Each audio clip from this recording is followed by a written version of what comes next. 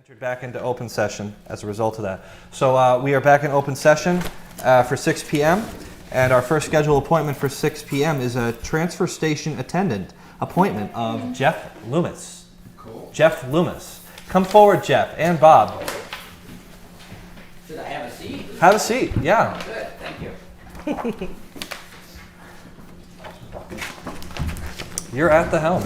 So I see that you seek interest here as a transfer station attendant Absolutely. with the town. Yeah. Bob, do tell about this candidate. What's that? Feel free I to tell us can about tell the you. candidate. Oh, yeah.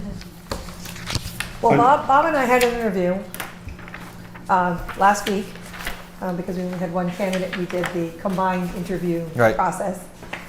So I just wanted to preface that we did meet with him and interview with him, and Bob can fill you in.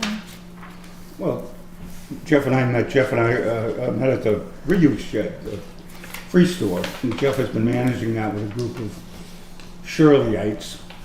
Shirley come up with the people. And so he was interested in working part-time at the transfer station, which I think is wonderful. We had 5. We lost Jack Ware. And we haven't gone anywhere since then. We advertised it once, and a candidate came to the fore, but he decided to not take the job. So it's in the best interest of the transfer station, because if someone is out on vacation or ill or decides to walk away, then we're screwed. And we advertised this in the paper twice over time and got no applicants. So Yeah. that makes Jeff an even stronger candidate. He's very strong. I mean, I used to be a lot stronger. I'm hanging in but there. I just have to say, well, first of all, Jeff's my neighbor, so I know Jeff, and speak very highly of him. And I noticed that Shirley Keach was one of your references, and just how wonderful the free store looks since you guys revised it and cleaned it all up. So a lot of that is from Jeff working with Shirley to make that free store viable. And if you don't have people who've been actively involved as volunteers, that's been kind of a drop-off place for old suitcases and stuff that nobody wants. So It still is that, and honestly, It can be, one of the yeah. reasons I ended up applying for the job is I got to know the attendants, and I spoke with Bob a little and just met each one of them along the way, and I felt like they're a really nice bunch of people. I feel like they're very committed to not only to the transfer station, but to each other. So, I got the sense that they're flexible, and just like the volunteers that I work with at the free store, I'm looking, just a part-time job, but, who you work with is really important. And I feel it's very positive people there. I forget now, what did I owe you for that? That? For that positive. And I feel the same way. I think the 4 people that work there are tremendous. We're lucky to have them. they're stalwarts. Stalwarts, good word, Yeah. 25-cent word. Where's the? Yeah, I'm all set with questions. I think, Yeah, as long as since you've lost somebody and you just haven't got around to replacing them, that was my only question. Oh yeah, this is a position that has Okay, existed. then I'm fine with, yeah, it's Mr. Loomis. It seems you're educated. You've worked your whole life. You've done what looks like you've set out to do, and He's been in education. yeah, from what I'm reading, you're just looking to kind of get involved in town a little bit and make a few bucks. And transfer station is a great social position to meet a lot of people and to Exactly. feel. Just like the parade, Yeah. looking forward to, reestablishing some contact with people I haven't seen for maybe Absolutely. decades, And, let alone and I was years. just impressed with his de-escalation training. Transfer station's the best place in Northfield. Just ask Pete. Yeah, that's where I do my office hours. That's right. I was going to okay, say. I'll Yeah. make a motion to, Here, Bernie. The It's got the bottom. Oh, grade. go ahead. No, go ahead. It's got the grade and stuff on the bottom there. oh, okay. Yep. I'll make a motion to hire Jeff Loomis as a transfer station attendant at $19.82 an hour, grade 5, step 1. Second. We have a motion and a second. Any further discussion? Seeing none, all in favor? Aye. Aye. You have a unanimous passing of 4 out of the 5 members. We have one who's absent at the moment, but either way, the majority rules. And welcome to the town of Northfield, and thank you for your call to public service. Well, thank you all. You rubber stamp that for me. Oh, it's rubber We'll stamp. gavel it. Thank you. Thank you, Jeff. Look forward to seeing you there. Sure thing. Okay. Next up. Next up. Oh, Yep, I'm sorry. Double. Monster Dash special permit request. yay. It's in your packet. A whole year's gone past. Another year, yeah. Tell me about it. Long gray whiskers.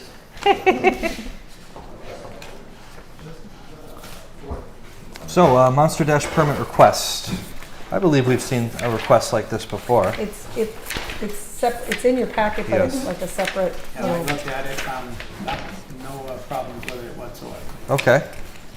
Me neither. And is this the one that we waived the fee to? We Yeah, always- it's. oh, Yeah, we he always- has a- Okay, He That's has what we a- did last He has year, a right? number on the application, okay, too. So we waive the fee for that. okay. Yep. Okay. Okay.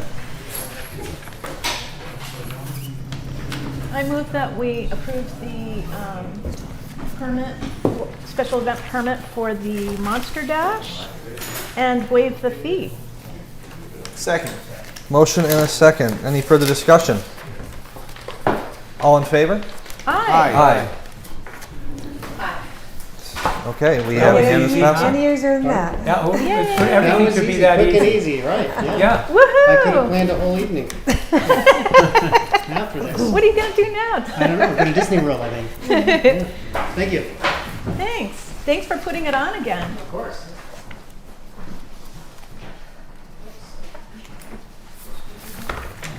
Just trying to get through all Okay. my stacks of paper here. A lot of paper. Suggestion I I'd like know. to think about. Okay, special permit request for the MSTCA MIAA cross-country meet Ooh. for October 21st and November 11th, 2023. Good evening, how are you? Hello. Hi. My name is Tommy Stewart, and I'm going to run both of those events on behalf of those two organizations. We've run the MIAA meet at Northfield Mountain Recreation Center since 1984, with the exception of the COVID years. Dwight Harrison is behind me from the Northfield Mountain Recreation Center, and he handles all the logistics in terms of parking and so forth.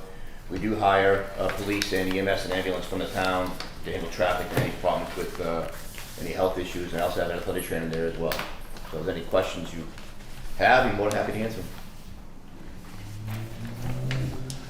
I'm fine.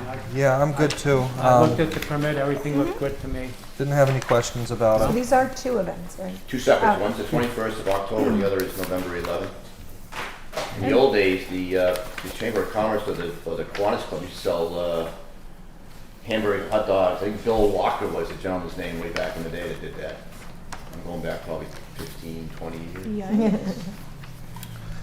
So we see that there is a good plan set out of different staff, detail, parking, portable toilets, and an estimation of about 900 Yeah, participants with an estimation of 500 spectators. correct. So we're expecting a pretty sizable turnout here. That'd be, yeah, and we usually have a sizable turnout for that. Okay. The other part of the state comes out to the western part and realizes what real country is.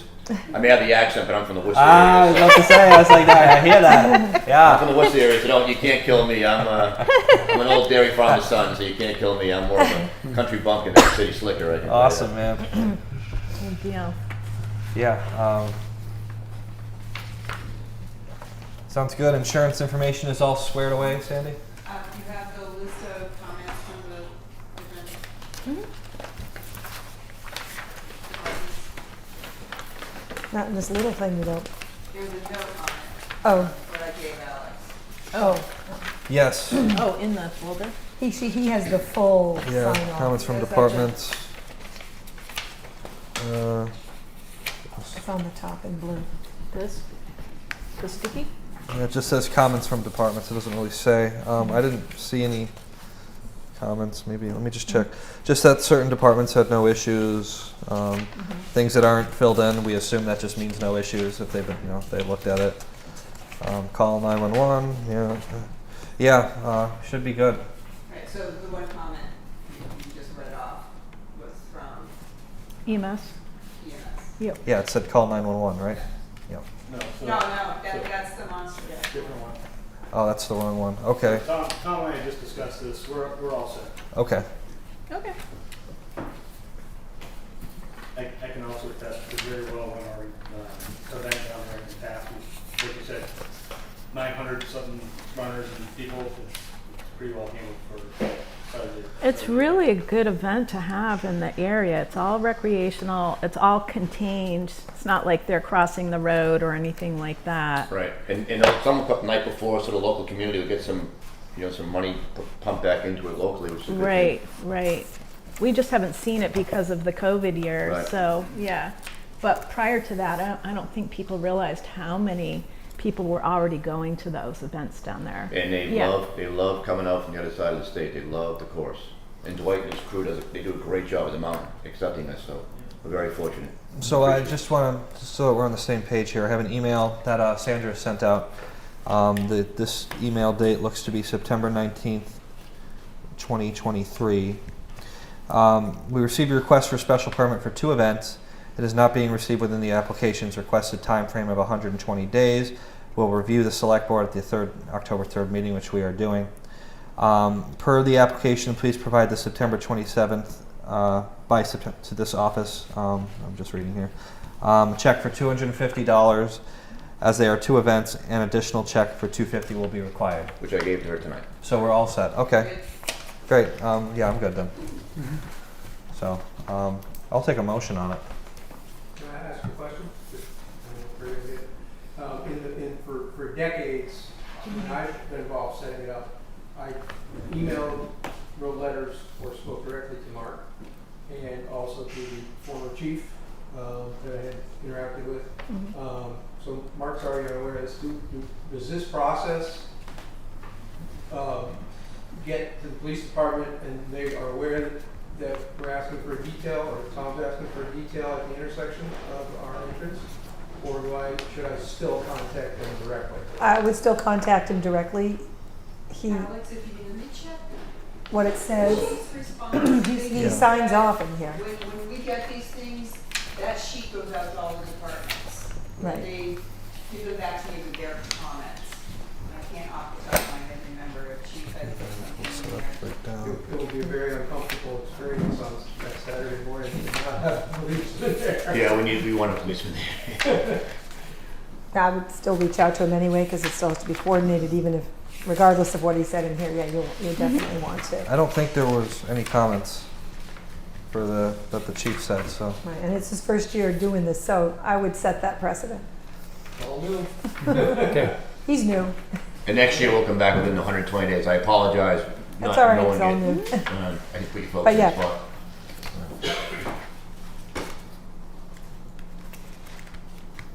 Okay. Were we in a motion, or did we take a motion? You We don't were, have one yet. no, Okay. you were about to entertain one. Yes, I'll entertain. Now I will entertain one. Okay. I'd like to make a motion to approve the MSTCA MIA cross-country meets special permits for both October 21st and November 11th, 2023. Second. Oh, I think Bernie got it. Yeah. Echo. Thanks, Bernie. Give it to Bernie. Discussion? All in favor? Aye. Aye. You're all set? Thank you for your time. Really appreciate it. Thank Thanks, you. Tom. Good luck with everything. Thank you. Okay. Request for temporary vendor, hawker and peddler license for Trinity Solar, Justin McDonald. Date to be determined upon approval. 11 a.m. to 8 p.m. Justin. Good evening, everybody. So you seek temporary vendor for a hawker and peddler license. Correct.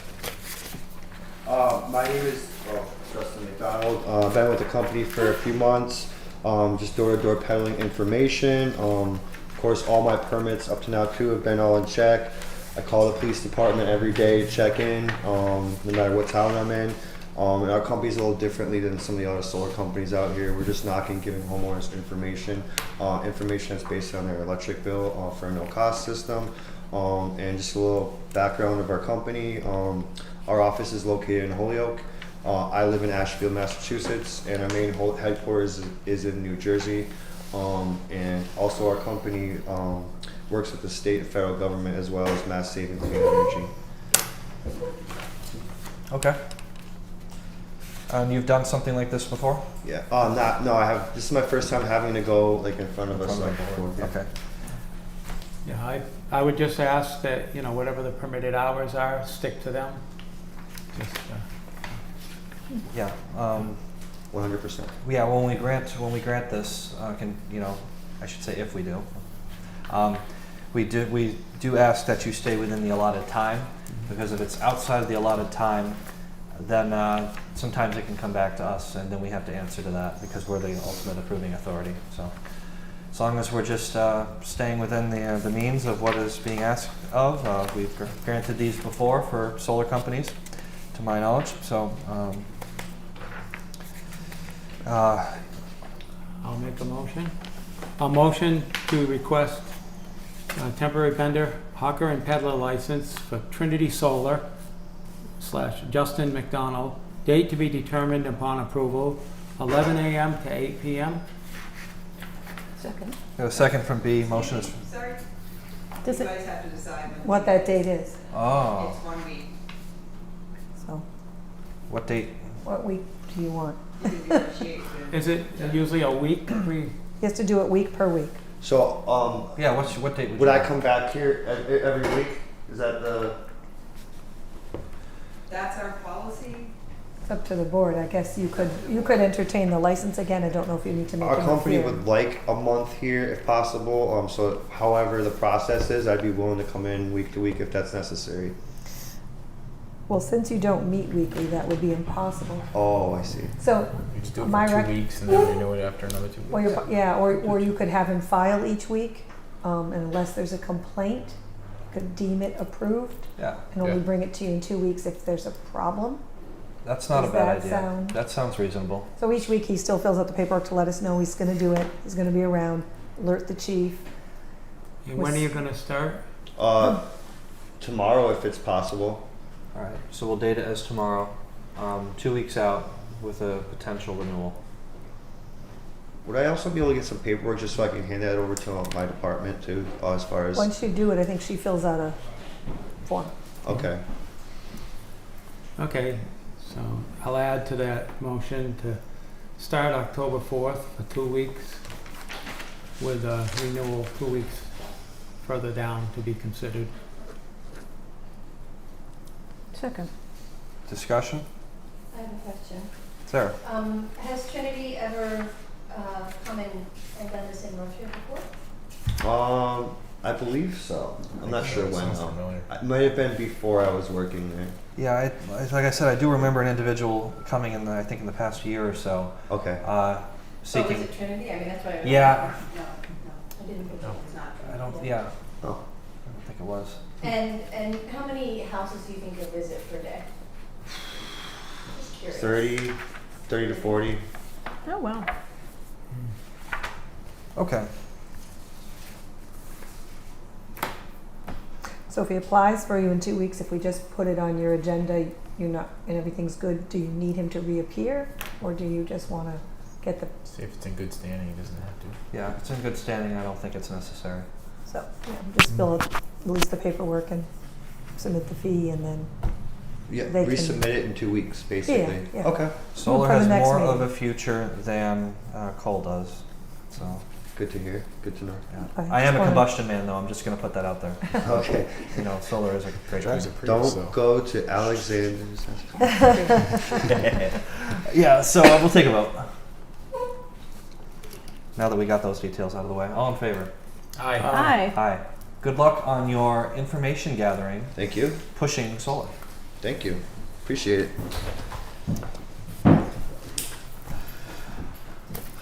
So, in the style of B, I see that we are 10 minutes early. Therefore, I will continue to move on to the agenda and hold the 6:30 presentation at 6:30. So at this time, I will. You've done that before when you were chair. I know, so. I loved it. Thank you. Any citizens' concerns? Citizens' concerns at this time. Do we have any citizens with concerns that they'd like to come forward with? Okay, we will move on. Review and approval of the warrants.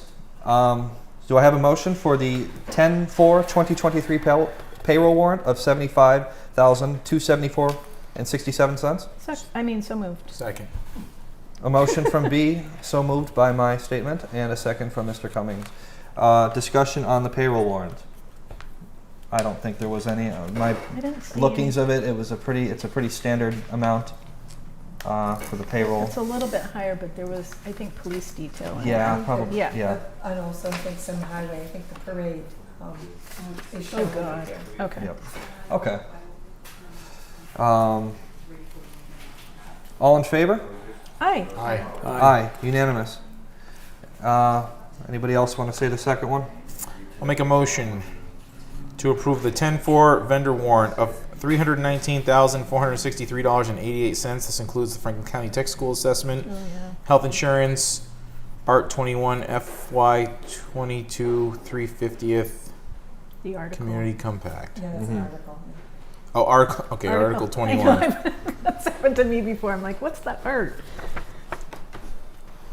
And Mass Clean Water Trust Sewer Grant. Second. Motion and a second. Any further discussion on this? Seeing none. All in favor? Aye. Aye. Aye. I abstain because I wasn't able to review the numbers. Received. So we have 4 ayes and 1 abstain. Sandra will note that. Review and approval of the September 19th, 2023 minutes of the board. Oh, boy.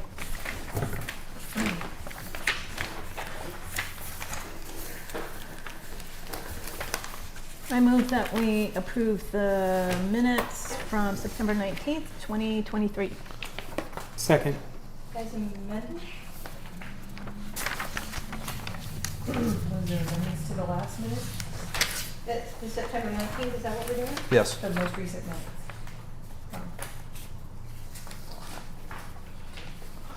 Wow, And you have it Sandra, in your packet. amazing job on these. These are from the dog hearing minutes. Yeah. Everything. This must have taken hours, Days. days. For days.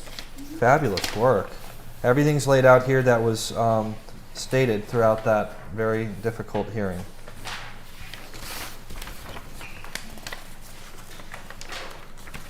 And you made the motion. Yep. And who seconded it? I'm sorry. Did somebody second it? I don't think so. Second. All right, Heath has a second on B's motion for the approval of September 19th, 2023 minutes. Further discussion? I think that's further discussion. Yes. Oh, No, I just was confused about the date because there was September 19th on the top of the numbers. Oh, So- so these are the most recent ones. Yes, these are from our past meeting. Okay. most recent meeting. Okay. Okay. Don't want to relive that. Yeah. All in favor? Aye. Aye. Okay, we have 5 ayes. Unanimous passing of those minutes. Okay. Interim select board meetings for the September 26th, 2023.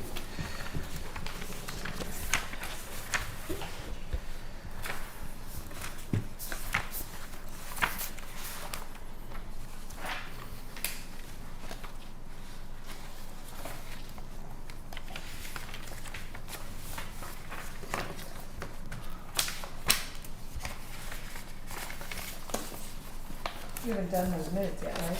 Yeah. Oh, yeah, no, it's just an announcement that you had that. Yeah, yeah. Those will come. Okay. And that was for the training session that we had.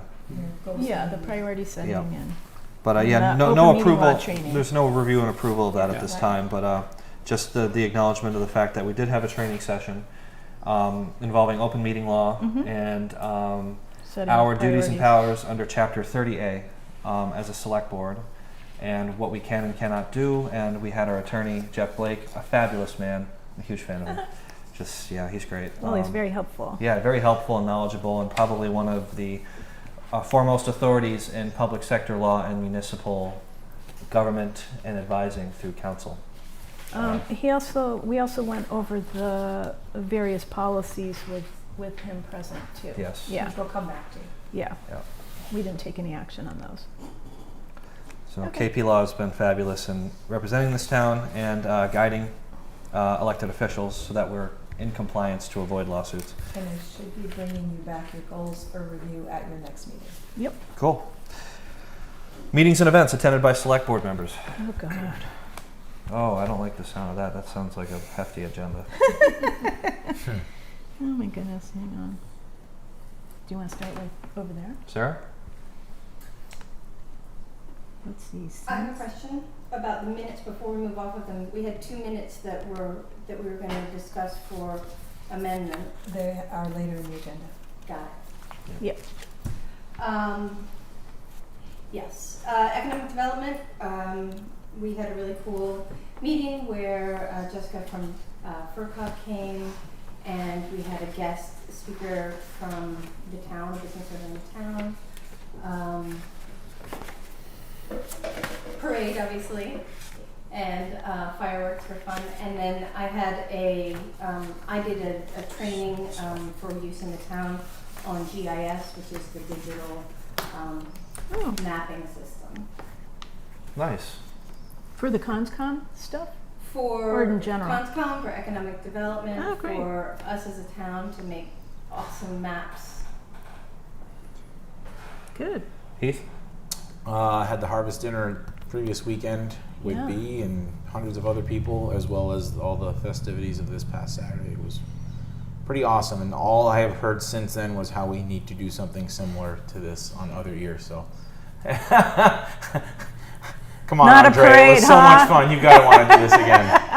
2 weeks, a month of my life, I'll never get back. And I got a rare picture of Andrea actually relaxing at the At 4-star. at Oh, you 4-star. did? app. Yes, Yeah. I was I like, oh didn't my see gosh, that. It Andrea's was like getting a rare picture of something you'll never. She's actually hope not a to ever robot. see. She's a human. She She was actually relaxing. So Oh my goodness. Bernie.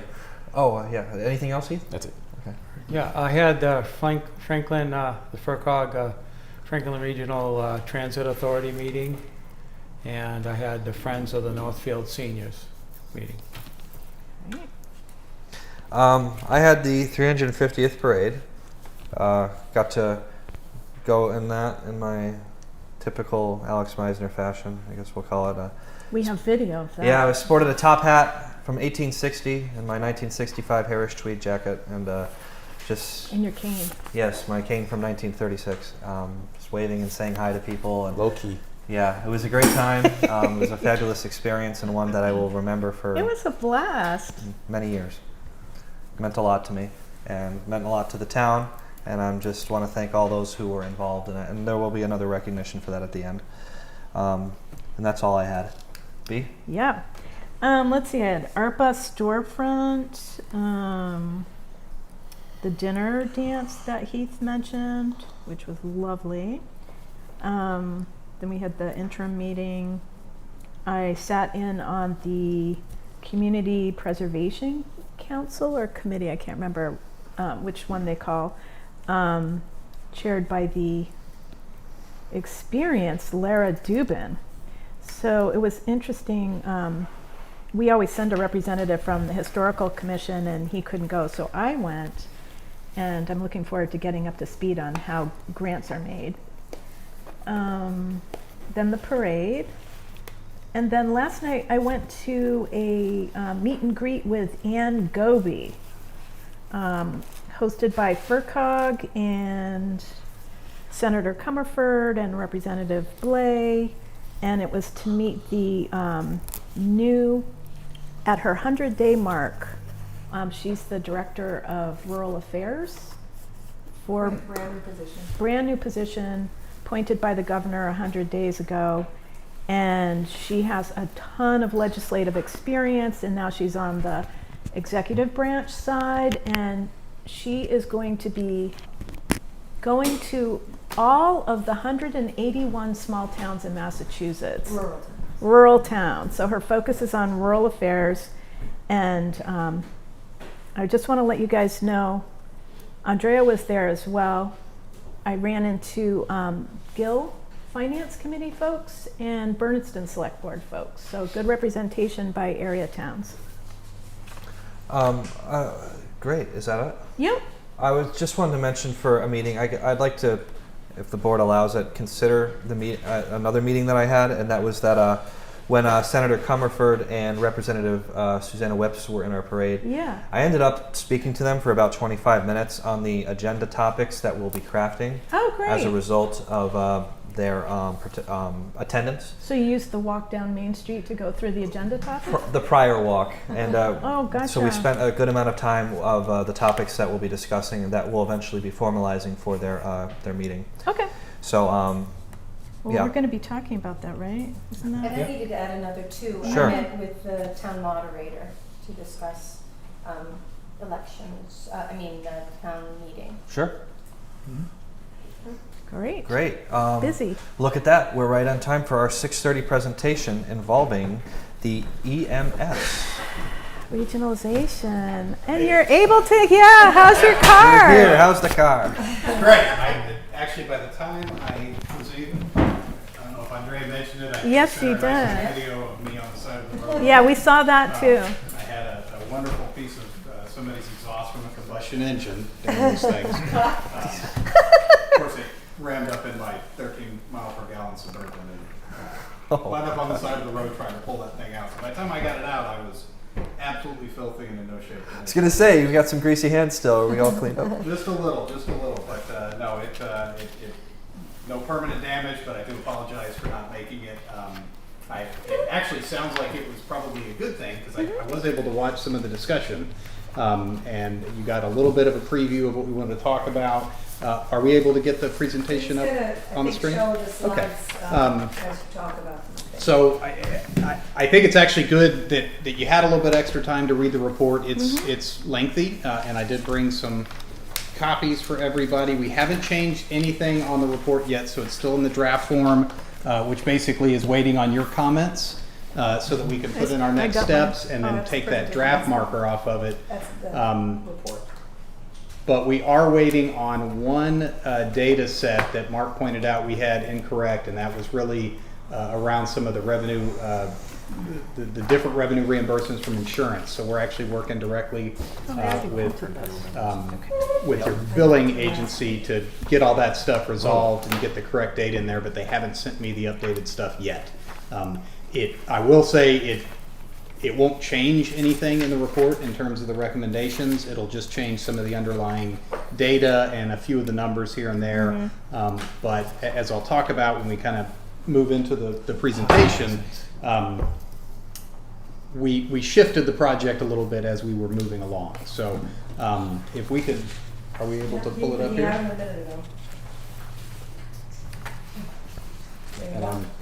There we Yay. go. Okay. So if we could just go to the next slide, I just wanted to give you a quick agenda. There's an enormous amount of data in here. I mean, we basically pulled everything we could find, analyzed it every possible way we could. So I'm not going to spend a huge amount of time on the data and the tables and the numbers because one, I think it's a little dry and a little boring. I'm going to focus really on the outcomes from it and what we learned from it. And I wanted to tell you a little bit about the project and kind of how we got here, and then go through what I always like to do is just give you the bottom line, kind of tell you, hey, this is what we found, these are the things that we need to focus on. We'll have a little bit of discussion around the data, and then the key findings really, I think, are where we spent the majority of our time developing some recommendations. And a lot of that has to do with how the project developed over time. This is, as Andrea said last time, it's been a long time coming. We had a few delays along the way. And then when we got through FY23, we decided it made sense just to get the full FY23 data since we had some additional towns on board, so that we could really get a full picture of it. We'll go through those key findings. I'll give you an idea of some of the different organizational structures that are out there for EMS operations across the state. And then we can talk about some next steps. And that's That's the piece that I think has changed a little bit since what I would have delivered last time. I probably wouldn't have had the number of next steps or the particular order of them the way that I did, because I think it was helpful to hear your discussion and to hear kind of what you guys saw as the issues, where your concerns were. That's one thing that has changed a little bit, is the approach to those next steps and which way you might want to take things. So if we jump to the next slide,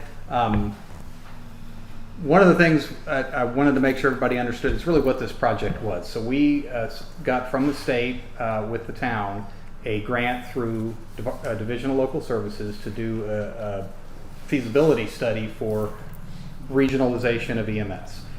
Now, Mark had already done an enormous amount of work in this regard. He had already brought on Bernardston. Gil was on board at the time and just about to execute the agreement. Irving was, then Gil. So in the course of doing the study, he's regionalized, and he has basically already achieved organically is how we described very much it. organically. Yeah. And it was, this study initially was to look at options for regionalization, whether further expansion made sense, and Mark expanded. Gave us great data, gave us good information, allowed the system to grow, and one of his points about midway through was, hey, I'm at my limit. I think this is a good service area. We have what we think is a good base for revenue. We have really the limits of our response capabilities given the current equipment, the current personnel, and the current location. So we shifted a little bit from looking at expanding beyond that footprint to looking at what are the things needed to sustain what he's built and what's in place.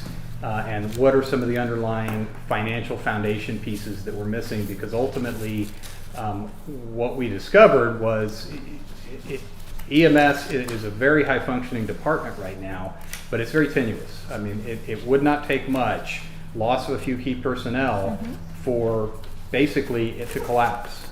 You don't have the organizational structure to really support being sustainable.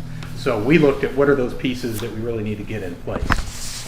So what's absolutely abundantly clear, and we found no data to contradict this, is the expansion and the growth of EMS has 100% benefited the town. There's no question that the level of service being provided is well beyond what the town could have done without the partners that they have. And really that's a revenue question. By expanding the revenue base, you've been able to purchase some new equipment, we've been able to run 24/7, 365 staffing for the most part, and response times are actually continuing to just kind of trickle down.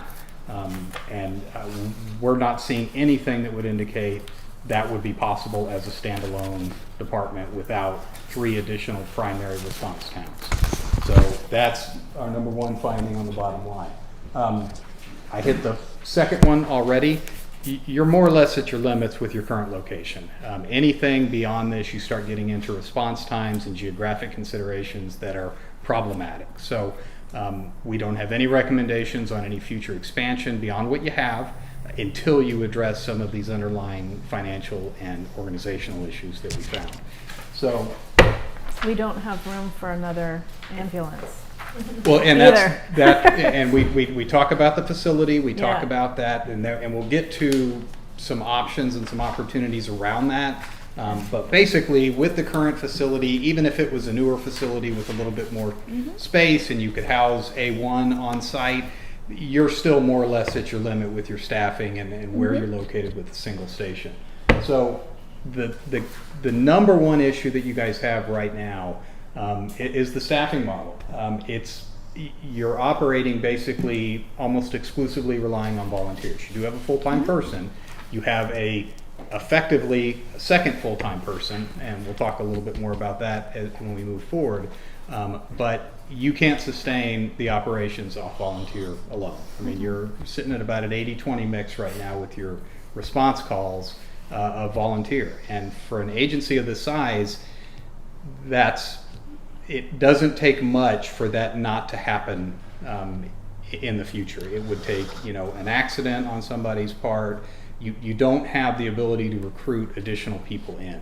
We did a study several years ago with Andrea, kind of looking at recruiting issues around all the public safety functions, and you've about you've kind of maxed out with your current recruiting until we start seeing some full-time personnel in the mix and the ability to attract people from outside the area or keep people that are inside the area here in the station. You don't have a model that you can sustain, and that's become even more acute now that you're providing service under contract to 3 other towns. So that's another big piece that you've got to keep in mind that you didn't have as a smaller entity, is you're now a service provider, so you have certain obligations under these agreements, and you're not going to be able, well, you can fulfill them right now based on the way those agreements are written, but it wouldn't take much to not be able to meet your coverage and basically not be able to perform under those agreements. So the fourth point. And I would just also point out that the obligation, the weight and the burden of the obligation has gone up because the options for Northfield and other towns to get the kind of service that we're already providing, those options have gone way down in the intervening couple of years. No question. Right. So it's not like if Northfield decided, hey, we don't want to do this, or we can't do it. There aren't any other options out there that are as good as what's been created. Not that are as good as what's been created. Right. We're in the middle of several EMS related studies right now. I got to say, Northfield for providing in a rural area is one of the best ones we've seen. I mean, they really are, like the fourth point there says, a very impressive functional organization. What's missing is organizational structure and the ability to sustain it. I mean, I think Mark made a little bit of a joke, but very serious last time. He gets in an accident, he has a heart attack, he gets hit by a truck. You guys you're in some trouble. You're up the creek. Yeah, and that's not just him. That's almost your entire staff. You're basically operating off a lot of really dedicated volunteers that it wouldn't take much to kind of tip the cart where you didn't have access to those folks. And we'll talk about one specific issue that comes up when we get to the staffing that may wind up being one more little piece of pressure to consider. So the other big thing that we looked at as part of our study was really looking very, very in depth at the cost structure and the way that costs are tallied for the total cost of EMS. And this is really typical in systems that have grown up kind of organically, even in other more regional systems. And it's very easy for towns to understate what the cost is. And a lot of that stems from the way budgeting is done, especially at the smaller town level, but in Massachusetts. There's a lot of costs to a department that are not captured in that department. They're captured in non-departmental in the general fund. And when you run an enterprise fund, it's, unless you have a very good way to measure, capture, and transfer back and forth those indirect costs, you're going to understate it. And that's what we've found pretty significant in the case of EMS, is that we're understating those costs. It's not huge, and he's certainly making the revenues to cover the vast majority of it, but there are some pieces that get left out that should be part of the bigger discussion when you're looking at that full cost, because ultimately that total cost is what you should be thinking about when you're sitting at the table with partners. Are you talking about indirect costs? Talking about indirect costs, overhead. Yeah, those are always problematic for the different departments. And where that gets even trickier, we'll have some more time to talk about indirect costs, probably more than you want later. But it makes it really difficult to compare where you are with your neighbors. So when you talk about, there's other options out there potentially for other towns, that's a real concern when towns are, if they have other alternatives, if they're shopping for these types of services, because I can just about guarantee you we could walk into every one of these neighboring towns, look at their enterprise fund for their EMS operations, and come up with a lot of the same conclusions. They're understating their cost.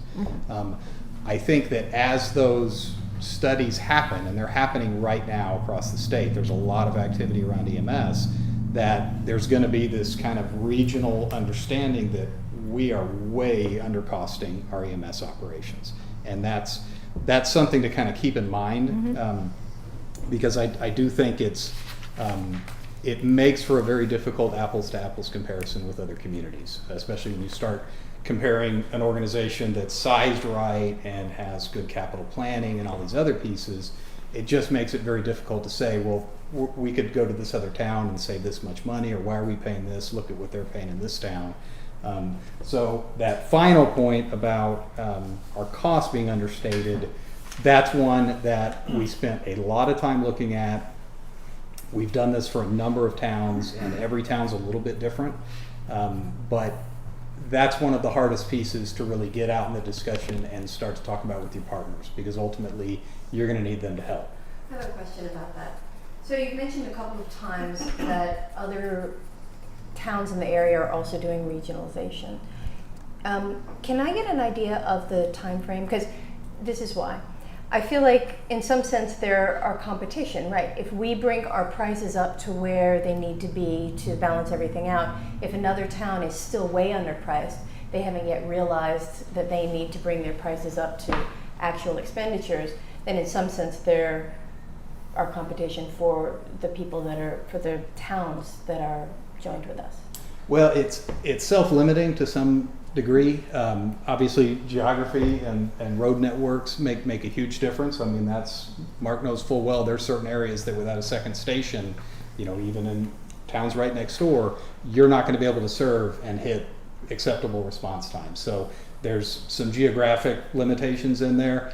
There's also, regionalization's kind of a bad word in Franklin County and out in the western part of the state. It's been really hard for people to really get behind the idea of losing some of that local control. Mm-hmm. So, and we'll talk about this, I think, when we talk about the different types of models that are out there for this type of a service. There's legislative limitations also that make it very difficult. So basically, to make a regional structure work, you guys kind of did away with that in Massachusetts when you got rid of counties. That's kind of the issue, that if you look at the way they deal with it in other states, it's at the county level. You don't have that luxury here. And so you have to look at what does the legislation allow? It does not allow for districts on EMS alone. And that kind of leaves you with voluntary, more organic partnerships that grow up over time between towns that are somewhat similar. It doesn't make sense for a smaller town in a lot of cases to go to a much larger city and procure services. Their needs are different. Their level of complexity is different. Also, you're creating a partnership that's lopsided. So I think what ultimately is going to happen, and this is not just EMS, this is not so much fire right now, but certainly police. Police reform created a huge push to quasi-regionalize, and I've done 3 of these projects on police right now, where they basically it's 2-town partnerships, and that's how we're approaching them, because nobody wants to lose the local control. So I think a lot of this will limit itself just by local preference. So we're insulated to some extent. To some degree. And if we bring the prices up to where they should be to cover the expenses, that solves. It doesn't solve the hiring problem, but it solves the salary problem that would allow us to put an infrastructure in a business structure in. What do you call it? The organizational infrastructure. Yeah. Just want to recognize Mark. Yep. Mr. Chairman, if I can interject, I apologize. Yeah, Again, go ahead. like the last meeting, that I'm not here to influence the discussion. I just am here to provide as your subject matter expert guidance. With relation to what you're saying regarding pricing and competition, the reality is that we really have a monopoly here. There really is no competition that can provide a paramedic level ambulance service to the town of Northfield at a cost that would be sufficient for any other private organization who want to come in here and do it. Okay. At a regional perspective, we've had at least 3 private ambulance services attempt to do a regional paramedic service out of Greenfield, and all 3 of them have failed sufficiently to the point where we actually, as part of our sell to our partners, is that we can actually provide care to your citizens at a much higher level of care and reliability compared to somebody who wants to come in at a private level and zero bid the contract. But we know, doing these studies, is that the cost of doing business, they cannot sustain, can continue to do that for zero cost.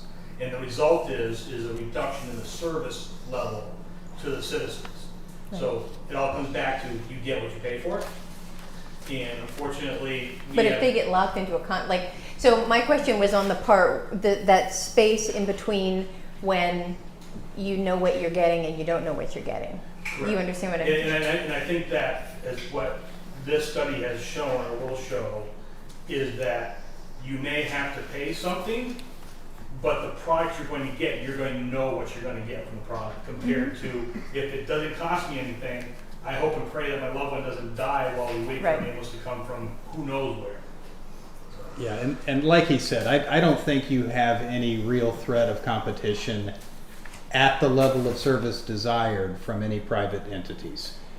There's no market. There's not enough people. They You don't have enough so private, rooftops. we have no other options. So we can ask that, but in the last couple of years, private, in order for them to keep their revenues at a sustainable level, they go after the business that that we can't afford to ignore, right? So if they want to they get more money by transferring folks from like the hospital to a rehab place than they do from doing a car accident or something. I mean, so by absolutely. de facto, this is the only option in the area, unless we're going to go to South County or something, but I can't see, that's at a distance that I'm not sure would make sense for them to do. It doesn't necessarily make sense. Yeah, And I just want to be clear on that. I just don't think we have. Well, and that's why I Yeah. asked, because last Yeah. time we were talking about the idea of raising prices to the acceptable level and whether there was a danger in that. So I was trying to Yeah. gauge and understand what the danger was. Yeah. To some extent, and I don't know that that's the issue here specifically with the neighboring towns, but a town can always contract with their other neighbor. I think the bigger point is that you don't have necessarily a private sector competition out there, and probably given the limitations in Massachusetts and the geographic considerations out here, and the desire to maintain local control, what you're going to see are these smaller municipally based regional providers like South County and like what essentially Mark has built here. So, And if you ask anybody who's had EMS service, they don't want it any other way. Kudos. it is. I think absent a county structure that had clearly defined boundaries, I think that's where things are going to head, and that's where everything is kind of pointing. We're seeing, like I said, the same thing in police. Police reform forced a lot of these consolidations. I've done several, and we never talked about it at a regional level. We talked about 2, maybe 3 towns. I just think the politics and the preferences out here are to keep a smaller, regionally based municipal type department like we have here, and like you have in Thanks for South taking the County. time to answer the question. Well, you mentioned the word control, and that happens to be one of the greatest faults of the human condition. So 351 municipalities don't need 351 police departments, not in this state. So that's where regionalization comes into effect. And I'm sure the same can be said about EMS, which is why I always enjoy this topic. So yeah, no question. And you get a better level of service. There's something you get with scale. Now, you can argue also there's something you lose with increasing scale, but there's certainly a point of diminishing returns. But it's the level of service and what you can increase by taking some of those incremental steps and getting to a 2 and 3 and 4 town type organization, as opposed to a town of 750 like Leiden, one of my other clients, doing their own police force. You just don't get the quality of service. So they're at that scale now where I think Mark has you have an agency that can deliver the quality and the level of service that you're after. Once we get enough money to pay enough staff. Yes, and we'll get to all that piece right now. I'm going to move kind of quick through the data stuff because it's a bit overwhelming to look at it in full. But please interrupt if you have any questions. If Mark, if you have something you want to jump up and say, please do. But I'm hoping this is a discussion.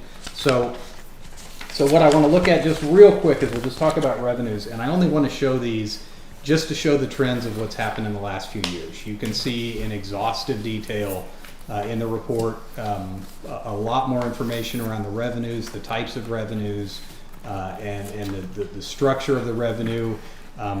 It's being driven really by two things. Obviously, we have a significant increase in the primary service area. And so you see those revenue trends. You see the trend of bringing on Irving, bringing on Gill, and you see the impact on the revenues of doing that. What we don't have a huge amount of detail yet, and we're trying to get this information from Comstar because the first data set we had, it wasn't accurate, is kind of that mix of what types of insurances are feeding into this revenue stream. Mark has a lot of information on this. I think he's probably shared in the past. One of the impacts of Medicare and Medicaid, especially Medicare, and seeing what the overall demographics of the community is doing to the revenue structure. You basically are seeing declining revenues on a per run basis because you have an aging community. You have a community that is using Medicare to reimburse a lot more calls.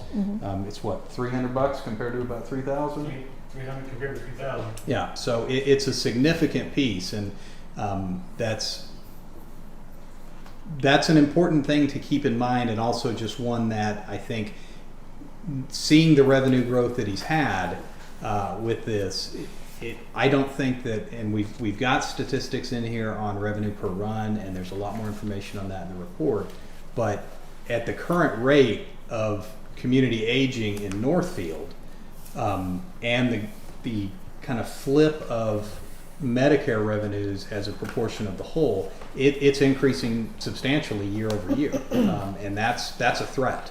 With our partners also? Yes, not to the extent in Irving, but we're waiting on the corrected data before I say that for a fact. But you also have Irving and Gill aren't aging at the proportion that Northfield is, or Bernardston. They're aging at a higher rate. You're not seeing young folks move into the area. There's nowhere to live. And that's just a fact of what you have.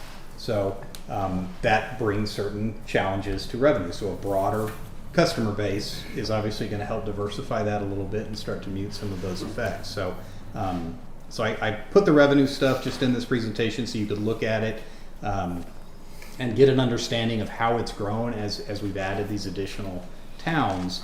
Let's see, where we at? Overview was the last. There we go.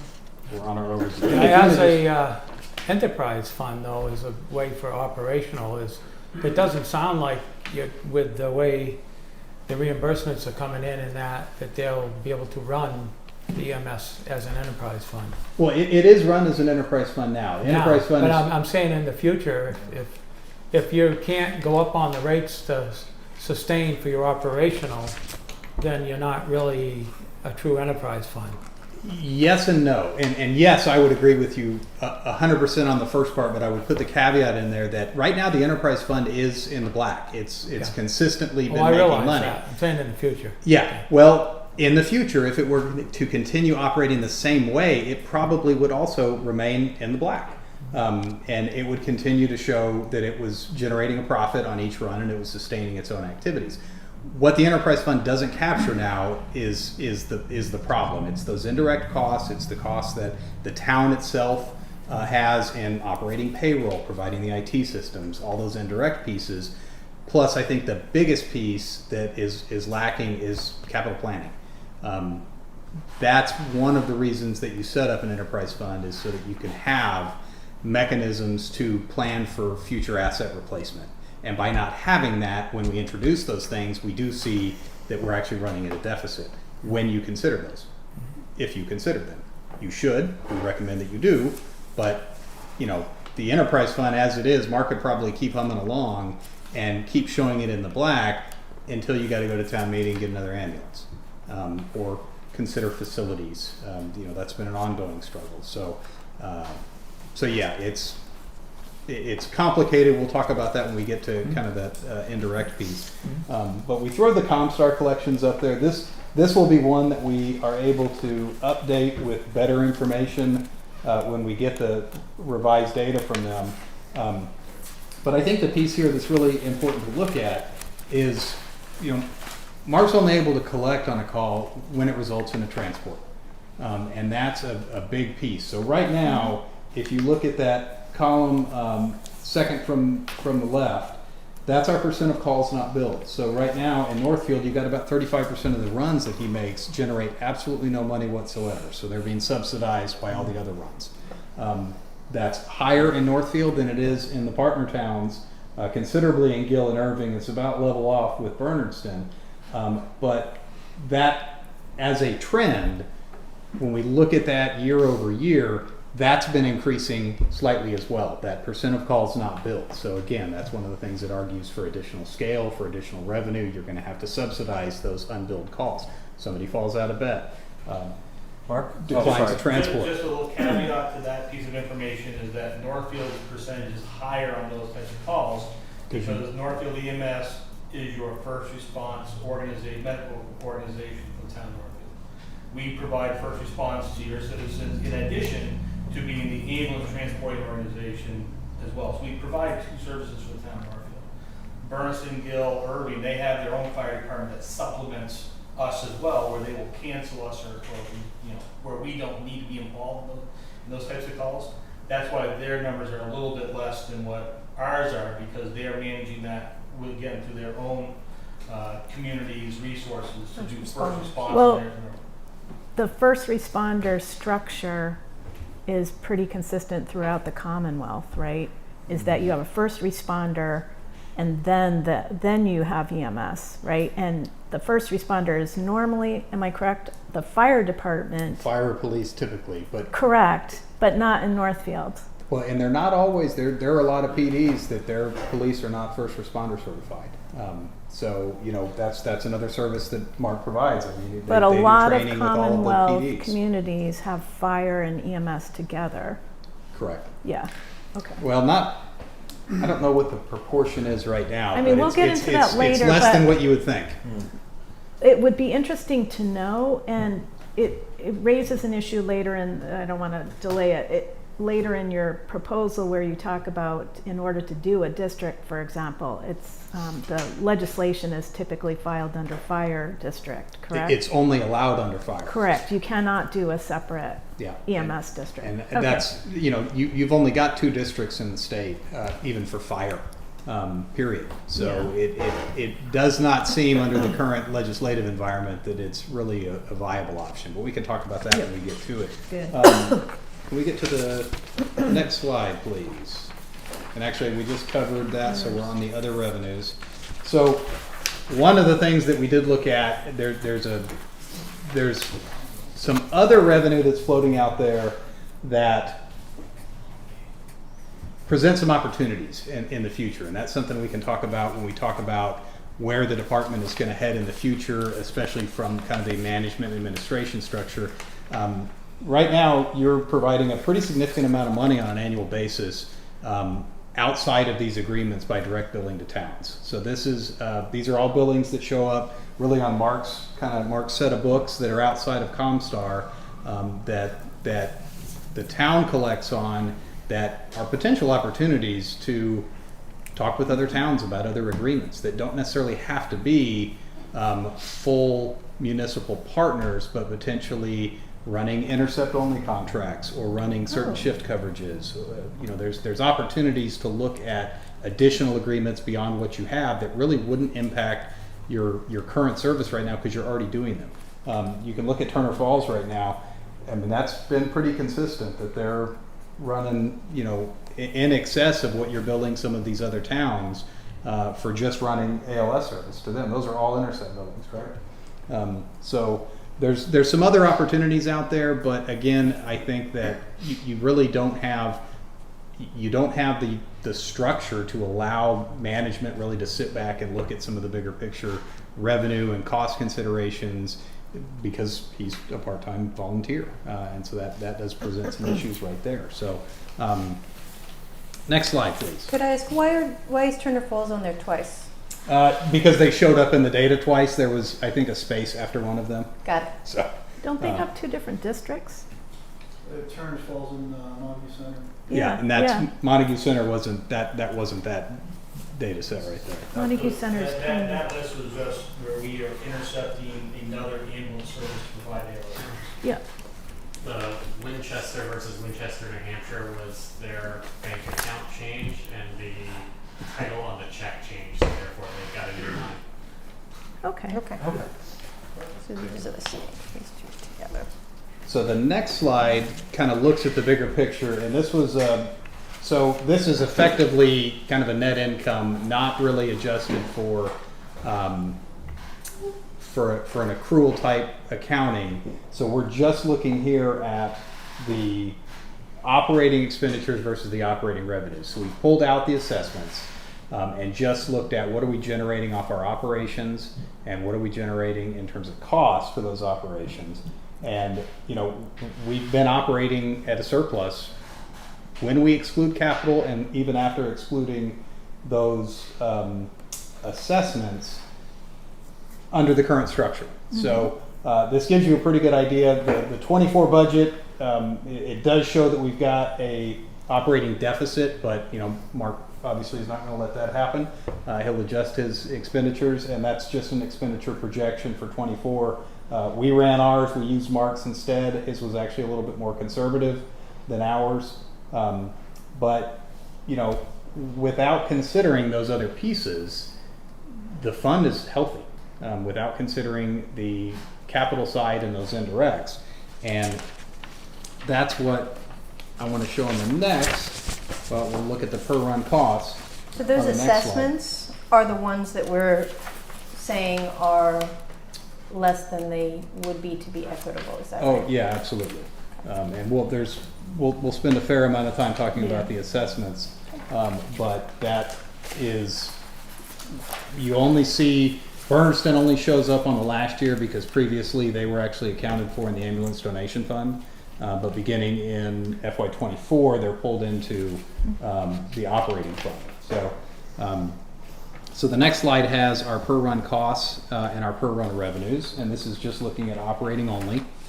And you can see the trend and then a 5-year average. And you know, it's, if you look at the trend, and we've only got the 4 years of data that gives us a consistent look at our operating cost per run and our revenue per run, but the upside is we've had a pretty significant decrease in the operating cost per run, primarily just as a result of volume. But we've also had a corresponding decrease in the revenue per run, but it's not at the same pace. So essentially, we're at a good balance right now. That's impressive. No, this is economies of scale right here. Yeah. That's, I think, the best illustration you'll see is just boiling it down to our costs and our revenues per run. So if I can get the next slide. So the revenue opportunities, this was something that Mark and I had discussed a little bit, and also something that we see in some other ambulance services across the state and across the country, is they look at, if you have the time to sit back and look at the data, you can start looking at doing some less than full service type contracts. You know, contracts that are not quite the same as what you have with Bernardston, what you have with Gill, what you have with Irving, but looking at those rates, having proper cost structures to look at the rates that you charge for intercepts and for any other relief coverage, but you've got to have the time to really step back and look at that data on a regular basis and say, where are we going out of balance? One thing that we consistently see with a lot of the towns we work at is they don't notice necessarily some of the shifts that happen in the balance of mutual aid. You know, mutual aid given versus mutual aid received, and not necessarily seeing, okay, when is it getting out of whack? When are our partners and our mutual aid partners not necessarily funding their operation at the level they should be, and we're having to pick up the slack, and there's no way to recover some of those costs. So I throw the revenue opportunities up there because I think that kind of fits in with the general theme of we need to get the underlying organizational structure to allow the department's management to really look at these things and go after some of these additional revenue opportunities. So if we can get the next slide. All right, so this is, I think, where we want to probably spend the most time, and I would again encourage any questions. So, and we'll jump to the next slide fairly quick, but this is just an overview of the key findings that we have, and they are discussed at length throughout the report. You know, our biggest deficiencies were found in staffing. Indirect costs were the big number 2. Capital planning was very clearly an issue. And then there are some administrative and financial management issues that we noticed kind of throughout different aspects of the way the department is kind of handled on the books. We think all of those are really the result of just simply not having enough time to actually manage things. And then we'll talk about the assessments. So first piece is on staffing. We have a lot of data in the report on staffing. I would guess that most of this is stuff that Mark has shared in the past and made the point repeatedly that this volunteer model is not necessarily fully sustainable. There's also another issue of a lot of uncompensated time. And we've got figures in the report that actually try to estimate what that is, but the department does have a standby rate that they'll pay to get people basically to be on standby. It's not utilized very often. So you have the potential of making a call and not having coverage immediately available. That doesn't happen in practice because Mark and the senior leadership are very good about making sure somebody is available, but these are volunteers. That is a vulnerability in the system, is the response, and counting on these people and their dedication to the community to actually be there every single time you need them. You don't have enough in-station personnel. So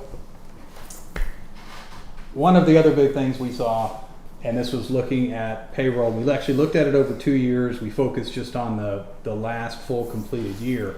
But you've got 4 members right now that are exceeding 20 hours every week for at least 26 weeks of the year. More than likely it's 5 because we had one person come on right after, kind of in the tail end of this. I think we only had 25 weeks. Odds are good that on the first week of the next year he worked over 20. Why that's important is because that makes them eligible for benefits. And that's when you have to offer them health insurance per the state. And also in an audit, if you were to be audited by the Franklin Regional Retirement System, that's when you potentially could have you have a liability for being back charged on that if they decide they want to pursue it. But you currently have a waiver being signed. Now, opinions have varied as to whether those are really that binding, but effectively, if Franklin Regional comes in and says these people are working over 20 hours, the employees agreed basically to stop working for the 20 hours and back off. Some of these are significantly over 20 hours, which means these are your core volunteers. You just lost a good chunk of your coverage because now they're not allowed to work more than 20 hours. They're doing it voluntarily now. So this is a major potential liability, but also a huge vulnerability. Is these are the people that are supporting this department. And if they're told, if you claim benefits, you no longer can work 20 hours, you just lost a good chunk of your coverage because they're providing 80% of your overall coverage right now. That's a big number. So that second to last bullet, so we've got 80% of our coverage provided by volunteer versus call. That's actually more or less the same number that these 5 key individuals are providing on the overall shift coverage.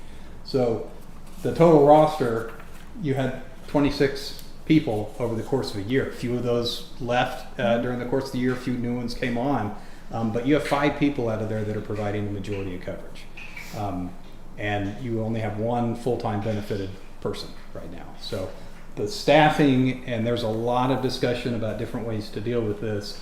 That is probably the single biggest issue that you have to address moving forward, is get that staffing model. You have one full-time benefited, you have one that's full-time but simply not taking benefits, but they're effectively full-time. But you need to get to a point where you have in-station coverage 24 hours a day. So if we can get to the next slide. Any questions on the staffing? And there's a lot of information in the report on it. Just a comment / question. Is it kind of a self-fulfilling prophecy? Like if you don't have the structure, the management structure, then you're not going to, with a roster of 26, you're just not going to be able to attract all of them, a good chunk of them, the ones that you would like to fill out the roster a little bit more, if you don't have a position or something more permanent? Or yeah, I mean, that all just generally goes to the lack of a very clearly defined organizational structure, right, where you have full-time personnel at the top. I mean, the more I mean, they're going to go wherever the money takes them and wherever the opportunities take them. And if we're not dealing with, to your point, the organizational structure, then we're not offering the people, one, that are putting in the time, something that they can depend on, because most of the staff works elsewhere at full time, and we're not setting up any sort of attractive personnel situation that attracts more people. I mean, you have essentially no personnel situation right now. Yeah. You don't have positions. You have volunteer hours being filled by people that are just dedicated to the community. Correct. And that We're working is elsewhere. That's wonderful, but it's not a sustainable move to go forward. You know, if Mark were to leave, and even with the increased stipend, I don't know that you would be able to find somebody that would put in the amount of time for that level of pay. Yeah. So, and I think that's true with, you know, any combination of the volunteer hours that you have. If you don't have volunteer, you have nothing to attract people from outside the town. One, they have to, if they're call, they've got to live close by. You're not going to attract somebody, even paying a standby rate, to come hang out in the station and take a call. So until you have those full-time positions, you really don't have anything to recruit and retain people other than their desire to serve their town. Which, you know, those numbers are not huge that you have to draw from. I mean, you're pretty much there right now as you're, you know, living on volunteer goodwill. So can you tell me where, so you would, under revenue opportunities, you had listed shift and overnight coverages with those? For potentially other communities that have basically the same issues that every small town has, rather than providing, you know, full service primary agreements, you're providing maybe shift coverage, you're providing relief.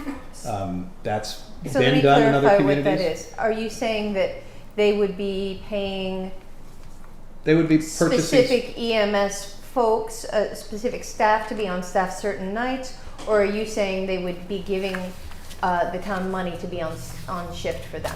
I'm saying that the town would have opportunities to look at selling excess capacity that it might have to other towns down the road. I think it's a. But we don't have excess capacity. Yeah, you're not there yet. But these are things that. This isn't an instead of. This is a after we. Absolutely. Got it. There's things that as you get built up and you get staffed up and you have the ability to, you know, cover yourselves first, you can start looking at other opportunities. Can we make more ALS intercepts? Can we do additional services for other towns? And are the rates we're currently charging for those things accurate? And I think that all just kind of goes to the general point that without a full-time management structure, who's got time to do that? And where's the expectation to have that done? So, and that just kind of goes to the general staffing question. So indirect costs are the next big piece. And we went back and forth, I think, on a few of these. And there's room for interpretation and room for adjustment, but we have to use the data that we have and make our best guess on things.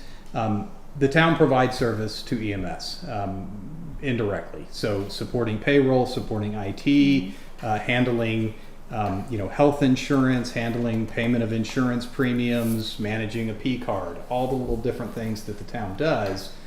plus this amount of time. I mean, we're sitting here talking about EMS. This is select board time that we're using. The accountant balances the books.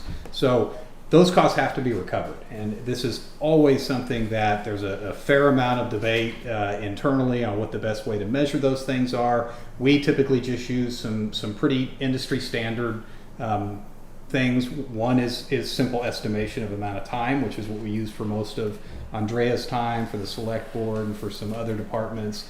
Others are, percentage of square feet occupied, percentage of budget compared to total. So there's a full explanation of how we came up with our numbers. It can probably bear revisiting in the future, but it's not going to move much. Bottom line is there are still costs that the town incurs that do not get covered by the enterprise fund budget. And there's some direct costs in there, like insurance, like pension costs, that the general fund picks up that we weren't even 100% sure were being properly journal entry'd, JE'd at the end of the year to pick up. So we looked at all that stuff and came up with, based on the 24 budget, around $41,000. This is effectively a general fund subsidy to the EMS operations.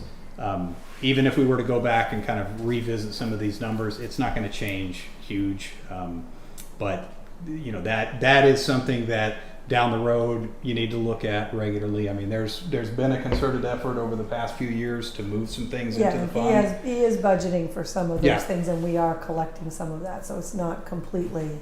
Yeah. It's changing. Yes. So, and that's something that you're going to be adjusting over time. I mean, as you identify insurance premiums, for example, they're getting, that may be charged to the general fund. Well, we know exactly what the amount is that should be hitting Mark's budget, and we just need to make sure that it is. Same thing with health insurance. But there's other costs that you're not going to be able to really dial in perfect, and you're going to have to estimate. Typically, the way these work from an accounting perspective is it's a transfer back and forth. It shows up potentially as a transfer in from the enterprise fund to the general fund, even if it results in a deficit situation, because you want to capture that, you want to show the true cost. So that's the cost that we identified. We're open to discussing that further and refining it, but based on everything we looked at, it's at least that much. And I've got the note on the bottom that basically right now you're not subsidizing the fund, but when we start talking about the way the assessment works and the way that we would recommend kind of structuring that transfer really offsets Northfield's portion of the assessment.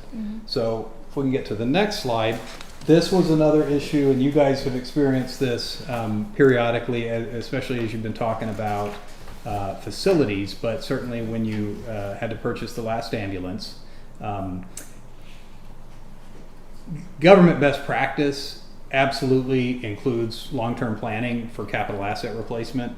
You guys are working on CIP. You've been trying to implement that as part of your financial policies and procedures. It takes a while. It's not an easy exercise to go through. It's especially important in enterprise funds because you are expected to capture the cost of that operation, which does include future replacement of these assets. We looked at all the vehicles. We looked at the equipment within them. We looked at mileage trends. These are hard conditions you guys operate under up here. At 100,000 miles, you've pretty much stretched a piece of equipment like that to its end. Rust, salt, snow, everything just tears them up. The grades out here don't help much. So we built a CIP that we've included in here that has really some fairly conservative estimates on time. We actually went beyond the industry standards. They're typically NFPA and a few of the other organizations are recommending around 5 to 7 years on major, on light duty, medium duty trucks. And I think we have them in there at 10 years. So we looked at a replacement schedule of 10 years on vehicles, 10 years on equipment, looked at radio stuff when it comes to, and a few other things, but there really has been no method for planning for capital replacement. It's been when we save up enough money in the fund, we're gonna buy an ambulance, and if we need to get some money from the town to subsidize it, then we do that. We've had some collections from other towns to contribute towards that, Bernardston in particular. You can plan these in the long term, and if you have partners that are assisting with the payment of them, there's no reason not to use debt. The State House Note Program was less than 1% last year. It is virtually free money. It's an obligation and it's a liability that you're holding on the books, but you can build that into your long-term financial plans and replace these things on a much more regular cycle. One, you're going to eliminate downtime. Two, you could have what's the wait period right now? About 2 years on that, Bill? 2 years. Yeah, so you can get ahead of that cycle a little bit and plan for things, but more importantly, you can also get rid of them when they have some residual value, or put them to reserve and turn those into either assets that continue to be used by the department or revenue back to the fund. So turning things over on a much more planned cycle as opposed to just waiting until you've saved up enough, that's something that a more mature organization needs to do. Is have that in place, have that capital planning structure in place. So we actually built out a full CIP. We've got a capital investment strategy in there, and then we have what we would model out as capital assessment portions that would go to the member towns. So you can look at that. It's on section 4.3 is that complete. Just since you referenced it, the town's financial policies, I mean, it's very clear in our financial policies that we should be using debt as a part of our tool, because it allows you to leverage debt against a payment that you build into the cost of your operating. The town has no debt, which leads to large capital projects, Purchases, because what happens is things don't get done like you're saying. So for example, if you borrow and your payment every year is $5,000, then every year you pay $5,000, and when what comes due, $5,000 on the next piece that's due, or the next piece of equipment, and you build that continuous cost as a part of cost of doing business. It's stable. You don't pay it off and nosedive and then wait 10 years and add it back. You literally keep that as a cost in your budget continually, and that's recommended in our financial policies. There should be a level of debt service that should be routinely budgeted that allows you to bring projects on and off board. So this perfect example of this, if you'll jump to the next slide. Let me ask a question before we get sure. off of that. You mentioned something that was less than 1% interest. The first word was state. The State House Note Program. Thank So you. it's basically the state subsidizes local borrowings, subsidizes the interest, and They're short right term. now it's a little high. They're 5 year, up to 5 year. They're short term, 5 year. But pre-COVID, It is 1% it was, or it isn't 1%? now it's like close to 3. Right, it was as low as 1%. It basically, they guarantee, you put out a bid to local banks come back with an interest rate, and the State House is guaranteeing that you'll pay those loans. So it really is bank rate. Yeah. But it's generally pretty favorable, because banks know that not only are you pretty good for it, having been here for 350 years, but also the state is backing it. Yeah, They're it's a generally very used good program. as interim for small projects. People purchase vehicles with them or pay part of a vehicle, or for transitional. We would have used State House notes had we built the emergency services facility. You use the State House note program as your transitional borrowing, just like you would a mortgage temporary loan if you go to build a house. You get those bridge loans from the bank, and you roll it into a mortgage. So the State House program is used for short-term borrowings like that, and as bridge loans if you're buying a bigger project. Yeah, and it's perfect for equipment, anything that's in a 5 to 10 year lifespan, because you're paying the thing off before you get to a point of any kind of major catastrophic repairs. And these trucks, 70, 80,000 miles transmission, that's a $5,000 repair, at least on one of these. I liked that old '90s ambulance. The van. No, it wasn't a van. It was the Ford F-350. The year That was a older dinosaur. than 92. I loved that thing. Good. So anyway, good diesel rate. it is an opportunity to do capital improvement planning for short-term borrowing. So jump out to the next slide has got the model of the capital improvement plan, and it's on, I believe we have that, it's section 4.1, I don't know the exact page. 34. But this is the replacement cycle that we have things tagged for based on the mileage trends that we've had. And what you'll notice is A2, your second ambulance, that first 550 chassis that you have out there, that's projected based on the mileage trends in the last couple of years to be due in 2026, which effectively means you're going to need to commit to it to stick to this plan in 2024 to get it on order and to have it in service in 2026. Based on the mileage projections, you're hitting about 95,000 miles on that truck in 2026. Yeah. So, and we were relatively conservative. We've got the full methodology for how we did the projections, but looking at our annual mileage across the fleet, across all three ambulances, it's going up. And it was going up before you brought on the additional towns. But obviously, you know, we capped it knowing that it wasn't going to continue to rise forever. But your fleet on a whole is doing about, what, 10, 11,000 miles a year. That adds up really quick when you're doing primary runs on one vehicle. So, so we've got it targeted in 2026. The one that you just picked up in 2023 is coming for replacement in 2031. What we did not include in here is any replacement for A1, which is currently not a first run vehicle. It's the one that's stationed in Irving.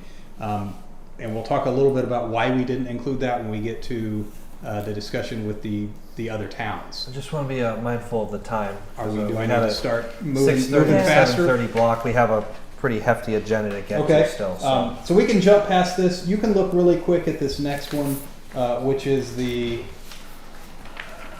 when it gets up here, is the capital investment plan. So this is actually a full model of what it looks like using the debt service. And what I would point out is really the stability of that, because the way that your timing on your vehicles are right now, you'd basically be in a perpetual 5-year note cycle and replacing things on a regular schedule.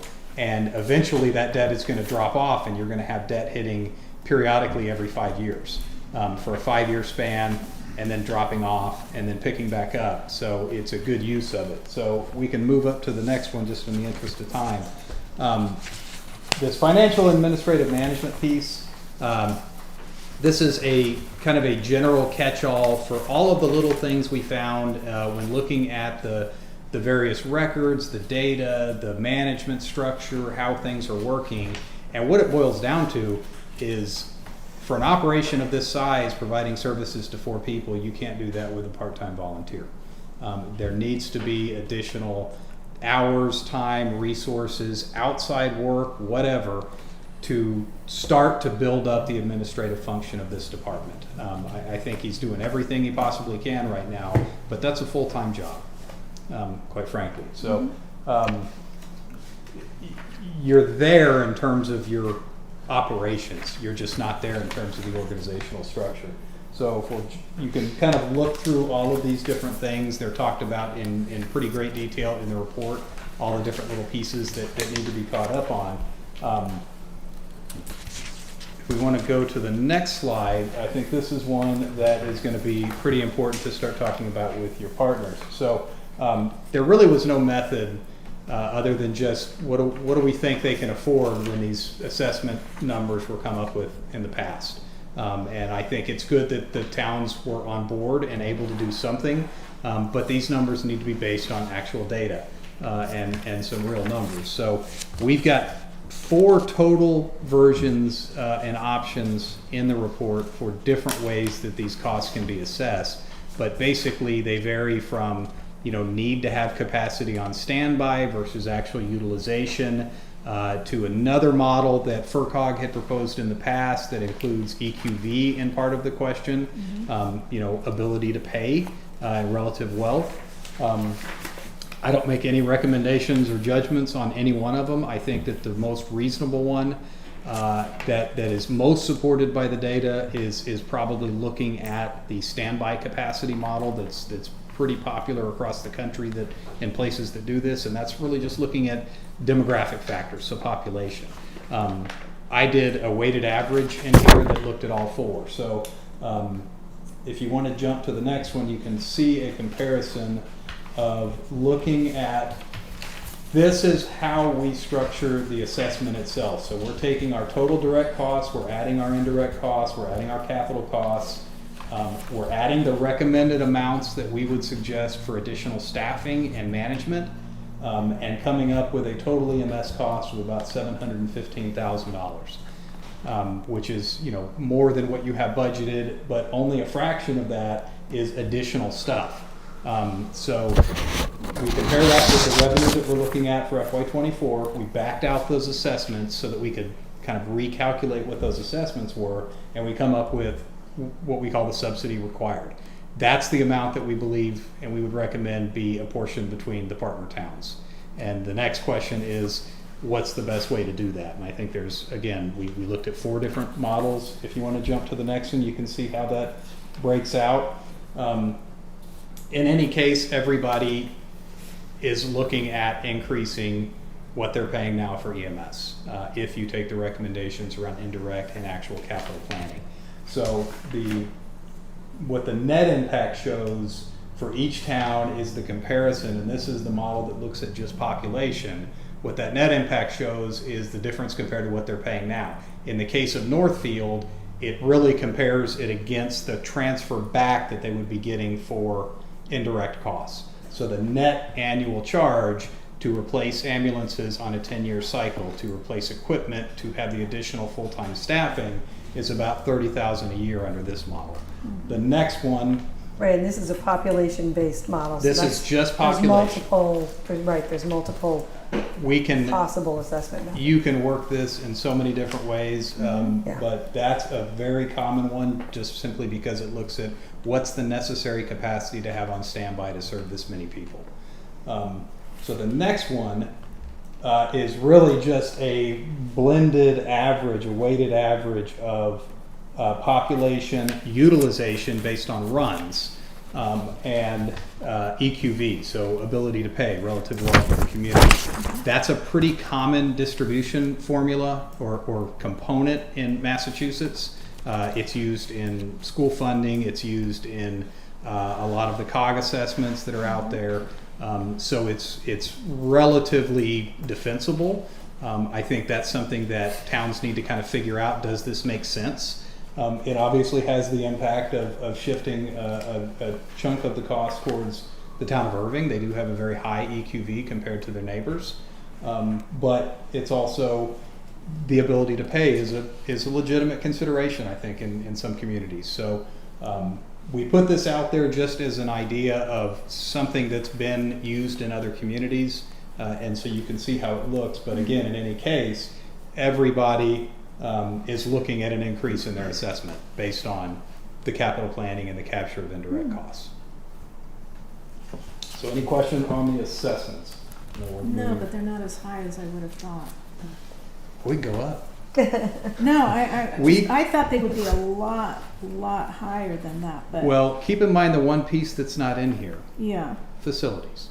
Oh, right. Yeah. So that, and the reason that's not there is because We don't have one. we would recommend, if you do want to have a larger discussion with the partners, that's a question that all the partners need to be involved in, as well as really firming up some of the capital things. And before I get to that, I want to finish out these couple of slides right here.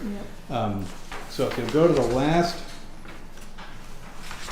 assessment slide, the next slide is our organizational models. So we looked at really everything that's allowed out here, and there's really there's 3 models in practice. There's technically 4 that you could potentially look at. There's a lot of communities, especially out in this part of the state, that operate just basically under a 501c3. There's not really a whole lot of value to doing that. In most cases where we saw that, that's just what they had to do because the town didn't want to establish an ambulance service. Mm-hmm. And so citizens got together, they started their own system.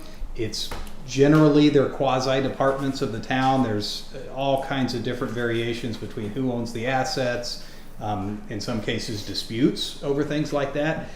I don't see in everything I've looked at anything that would make me think that there's any real value in doing that with an established department, making that type of a switch. Mm-hmm. So there is some consideration that if towns wanted to pool together, that creating a 501c3 gives them that ability to have some mutual level of control that's equal across the board. You have a board of directors, but again, you're adding a whole nother layer of governance to something and potentially additional costs. And then you've got the question of who's bringing what assets in and how does all that balance out. And it's a pretty complicated arrangement when you're talking about multi-town. The other option is a district. The only way Massachusetts allows a district is if it's part of fire.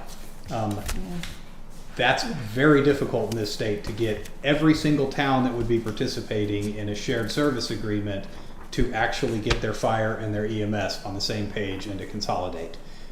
So absent any push in the legislature to allow distinct EMS districts and allow them the ability to assess and tax. We have fire districts, so. Well, but there could be the potential, I've heard this as something that's actually been discussed lately, is the idea that maybe we start pushing districts. Because what the advantage on a district is they have the ability to tax, to basically levy fees, not tax, to levy fees to cover their operation. That's an important tool. It's not one that I see happening anytime soon, but it would require the legislature basically to give EMS the same rights that fire has in terms of their ability to collect fees. Now, that said, in the entire state, you only have 2 fire districts. You used to work for one, right? Sheldon Falls Fire Or Sheldon. Not according to the state right now, are there? Yeah. I mean, they have. The Cape is loaded with them. We've Well, got 5 fire districts in Barnstable. Isn't that a single district though? No. It's not? They're all separate fire districts. Okay. You got 2 in Franklin, there's 3 in Franklin County. You got Sheldon Falls. I know. Sheldon Falls, Deerfield, and Turner's. Okay. Well, Turner? Is it Sheldon Falls is a fire district? Sheldon Falls is. They have a water district. I think they're water districts, because there's a distinction between a fire and a water district. Anyway, it's the idea that you would be able to have EMS at a those district are within level. a town too, so it's a little different. Yeah. Bringing multiple towns, I think, is a little hard. That's really the tricky part. Is the only way you can do it right now is with that fire and EMS consolidated. So if we want to jump to the next one, actually leave it on that slide we were on. The option that essentially is in place now is a traditional municipal department organization, and that's basically what you have. You have variations of this where they basically brand themselves and operate as a regional entity, but still effectively a department within a town, and that's what you see in South County. Is they operate under an intermunicipal agreement. They have 4 towns that are served by the district or by the town of Deerfield, but they effectively have their own oversight committee. They have their own management structure within that department, and they essentially brand themselves as a regional department providing service to their municipal partners. I think there's some question whether a few of the pieces within that agreement, especially the use of the oversight board to have authority over the fire chief, I'm not 100% sure that would work necessarily, that would pass a current review by a town council. But that's the model that most closely resembles, I think, what would work for the town of Northfield, because it does allow you to maintain full control of your department, but give a voice to the other towns that you're really going to be asking to pick up long-term debt service and establish the revenue stream that you need to move to a full-time in-station staff. So that municipally based regional department, kind of following the South County model and a few others across the state, is probably the best bet given what you have now and the partners that you have in place. So our partners those contracts need to track with the debt. to the extent they can. So Massachusetts law allows IMAs to go for up to 25 years. I think that part of the discussion is really centered on what you have to figure out first is what's the level of service that's desired, and then you're building the operation around that. If there's a desire to run 3 ambulances, for example, if there's a desire to have a second station, if there's a desire to relocate the station, if there's interest in partnering on those things all have to be figured out to figure out what the term needs to be. But yes, I think you're looking at structuring the term to match the obligations that the financial structure puts on all the different towns. In this case, you're talking about 5-year debt notes, so yeah, I would recommend a 5-year term. But in any case, it's what's clear though is you have a need for organizational sustainability that is, I think, fully supported by everything that we've looked at, fully supported by Mark's experience in this, that we need to have the structure. The structure requires a level of commitment that the town itself would not be warranted to make without partners that are willing to share some of that cost and share some of that commitment. So then you have to think about how do we provide them the ability to participate in this discussion and have a voice in how we run this department and spend this money and grow ourselves long term. So that kind of brings you to your final next step, and that's whether, what does it take to do an intermunicipal agreement, and what does it take to really structure one of those properly. And I think you've got a very good model in the way that South County agreement is structured, but ultimately, if you wanted to move forward with an option looking at a regional municipally based department, you need to form a task force with these other towns and have them come together and bring you back a recommendation on how to move forward. So that's more or less where you're at, is the need to have a larger discussion using the data that's been provided.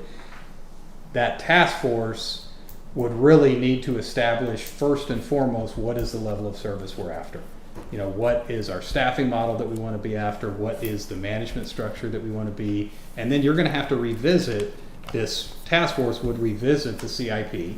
They would revisit those assessments. They would revisit all the financial pieces, fine tune them to what that level of service needed to be, and then bring you recommendations for an IMA. Ultimately, the final authority on anything the department does, even under an IMA, is the purview of the select board for the town of Northfield, period. But you still need to have that structure, if anything, to support Mark and to support the operations, provide guidance, and get that consensus between the other towns. But if you're going to ask those other towns to pick up debt service, if you're potentially asking those other towns to fund staffing and pay a higher amount, they've got to have a seat at the table. Okay. When you say task force, can you clarify again? I'm sorry, If an IMA was desired, and that's what we would recommend if just pursuing on the task force. That you would look at a task force between the 4 towns, so Irving, Gill, Northfield, and Bernardston. Okay, so And a committee of representatives from the towns to with have a big very discussion. clear mandate of what they were supposed to do and when they were supposed to do it. Of essentially, I would keep the membership small. We'd recommend 2 people from each town, plus Mark as an advisory capacity. And essentially, they would work to establish what the level of service needed to be and then what the operational requirements were to support that level of service. So, do we want to look at bringing, fully equipping A1, for example, for ALS level service? Do we want to look at full-time paramedic versus a full-time chief? All kinds of different options. They all center on what the level of service desired is. So once you get that dialed in by this group, then you have the ability to kind of nail down the terms of an IMA, which they would then bring back to you for consideration and the other select boards. But those folks need to be empowered in some way, or else they sit around having a discussion and come to an agreement and it doesn't come to anything. There's still a multi-town task force, so they don't have the ability to appropriate money or execute an agreement on behalf of a town. There's really no structure that gives you that ability.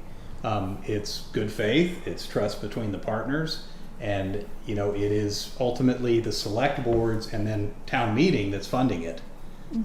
But you've got to have a mechanism, and this is the best one that Massachusetts allows.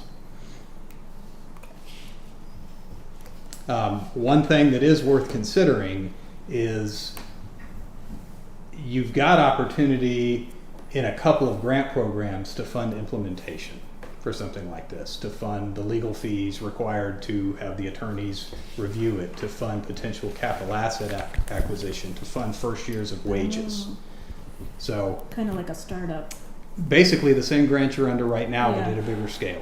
Got it. They have it's an implementation grant versus a planning grant, so to speak. So you It's can a get off the planning ground. Those are available. That's what you're using to do the study right now. Yeah. That's what we used in Leverett and Wendell to do their police consolidation. Oh, That's what we okay. used in Shelburne and Buckland to do theirs. That's what we used in Bernardston and Leiden to do theirs. Okay. And typically they'll cover a fair amount of capital too, Oh. and wages. We've used them to pay first year hires of police officers. So, but here's the thing. Next meeting, we gotta put this on the agenda, and I'm gonna ask the other boards to do it.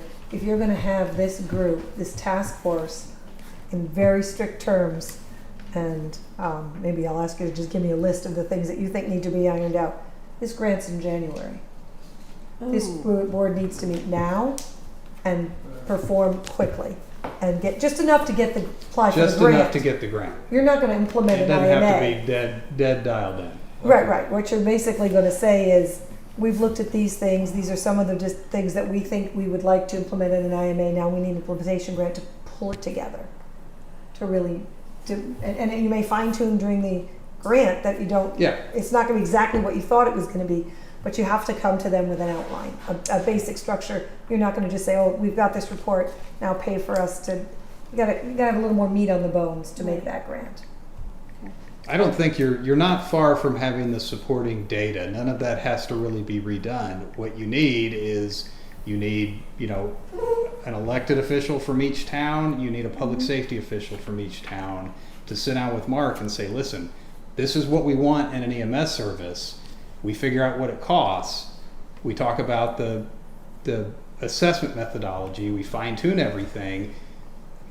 I don't think it's a huge lift. It would just, if you wanted to go after this particular grant, you would have to start sooner rather than later, and give them a very clear charge. But Mark has a pretty good idea of what he would need to meet different levels of service that a collaborating group could come up with. If they said, hey, we want to have response times in this area that meet this. We want to have 3 first-run vehicles that go out. We're going to know the information that we have to kind of back that, and then plug all those numbers into the models we've already built. That'll get you to that point where you have the information to apply for the grant. Make sense? Makes sense. A lot to take in. It's a lot to take in, and I'm sorry I ran so long. It's Yeah, it's a lot. It's a lot. And I'm happy to share it with the other towns. This is still draft because he's finalizing just some of the data, but I think it's pretty much there, other than any comments from you guys that need to be incorporated. If you guys are on board with that, I'll make the outreach to the other towns to see if they can pull together some people. It's worth at least starting the conversation. Go ahead. So before we do that, don't we need to decide, we don't want to throw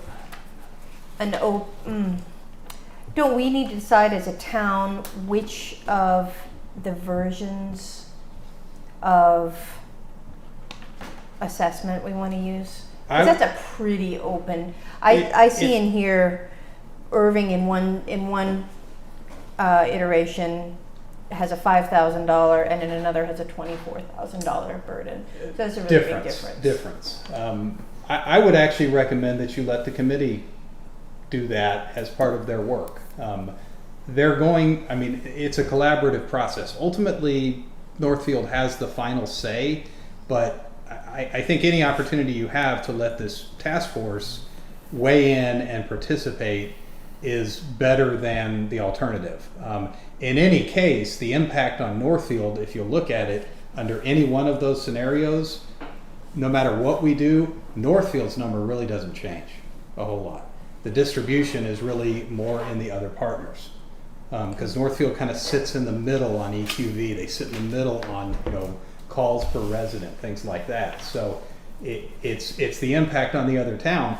I would put it to the towns and to the, you know, the collaborative process to come up with that. It worked in the other towns that we've done this. Everybody ultimately wants the same thing. They want good service. They want sustainability. They know they're going to have to pay more.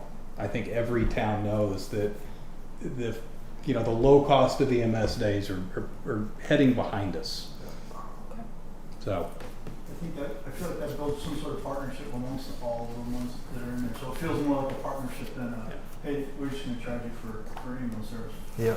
yeah, I would absolutely recommend that the indirect costs, the long-term direction of the department, leave that to a committee. But I know we're getting low on time. Yes. Beyond out of time. So thank you for indulging me. Thank you. Thanks for your time. I'll be available to answer any other questions as long as you guys have. No, I've got a blank one. You want an empty one? Okay. I'm just going to offer these up to some of the other town people Yeah, here. that'd be I can great. certainly send it to you electronically, but I'm going to offer you. This is an extra one, right? That's an extra one, yeah. Yeah. Yeah, they cut some stuff off. And some of the emails I'm going to We're not gonna be able to make it through all this stuff. Thank you. So, which I hate to do. I will have to end up leaving at around 8:30. So Then we end it. Yeah.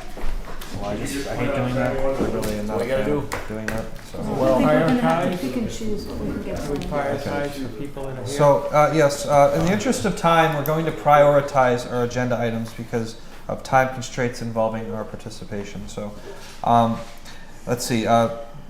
Well, Town Administrator's Update, 1017 visit with Senator Comerford and Rep. Whips. I'd say that's definitely a priority thing since we have to review topics for discussion.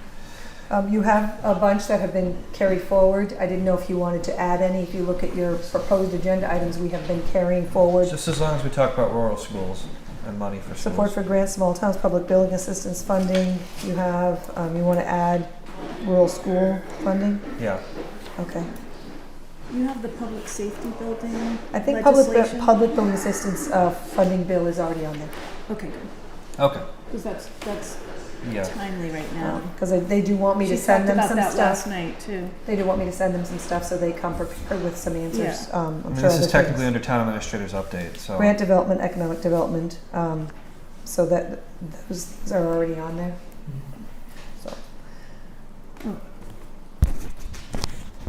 So, okay, because I'll send them into their office, so they at least come with some information. Okay, that's good. Performance evaluations. I gave you, you have a packet. Yep. I was waiting to finish the final edits on the job descriptions and then have you vote to approve them, but it's taking a lot longer to get them all back. So what you have there is my performance evaluation that hasn't been updated per se, but you have the draft new job description. They're not dramatically off, so I didn't want to wait any longer because I have already sent these out to the departments. They're being done. And you will be getting the new job descriptions when they're done, but this could be a while and I don't want to run into budget season. People need to finish this process. So I'll update the evaluations when the final select board vote is on the job descriptions. Okay. Most of the edits are fairly minor at this point. So for me, I was asked to last year to talk about a process that, as you were not particularly happy with the way the process paid out last year. It was kind of awkward in public. I talked to members of the Mass Municipal Managers Association to find out what really is done in their communities, and I got an overwhelming response with a very similar process. The overwhelming majority, all select board members get their evaluation forms. All select board members fill them out and return them to the secretary, who puts them in my personnel file. Then the chair or their designee goes and takes them from the personnel file and creates a composite evaluation. This composite evaluation, their select board chair or their designee meets with me to discuss all of the things that are in there.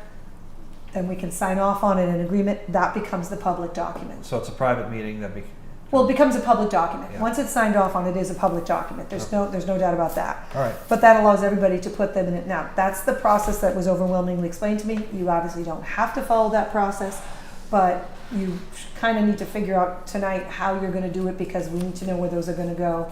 You have the memo that I put out on top. It's kind of a somewhat aggressive time frame because I want to get them in before the budget season. So it's really up to you how you want to do that. If you were to do it that way and give it to Sandra by the 15th or 16th, then I can meet with Alex or whomever Alex determines that should be, and we would be on the schedule. And then that document becomes the public document for everybody to review. What do you think, folks? I just question the legality of it if there were something that was character related or all It's the. in my personnel file at that point. But I'm saying isn't that protected? Isn't that? Yes. So if you're going to do something that is not legal to be public, it's there.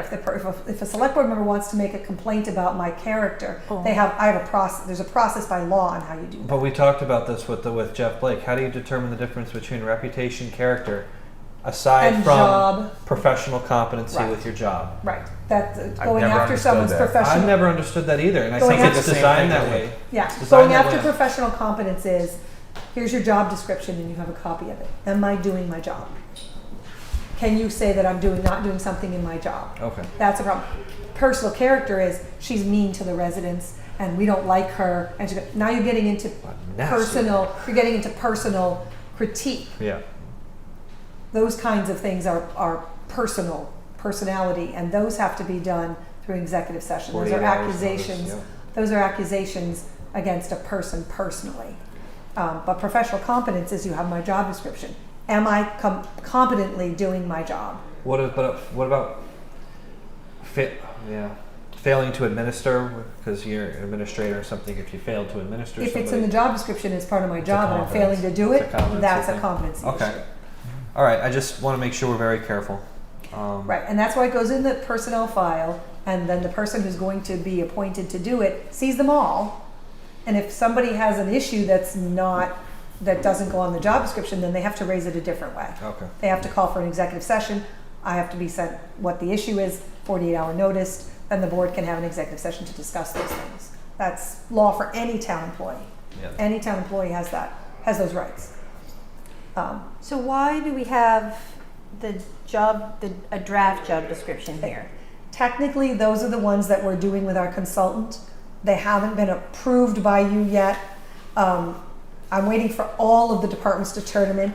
They're not it's not dramatically different than my current job description.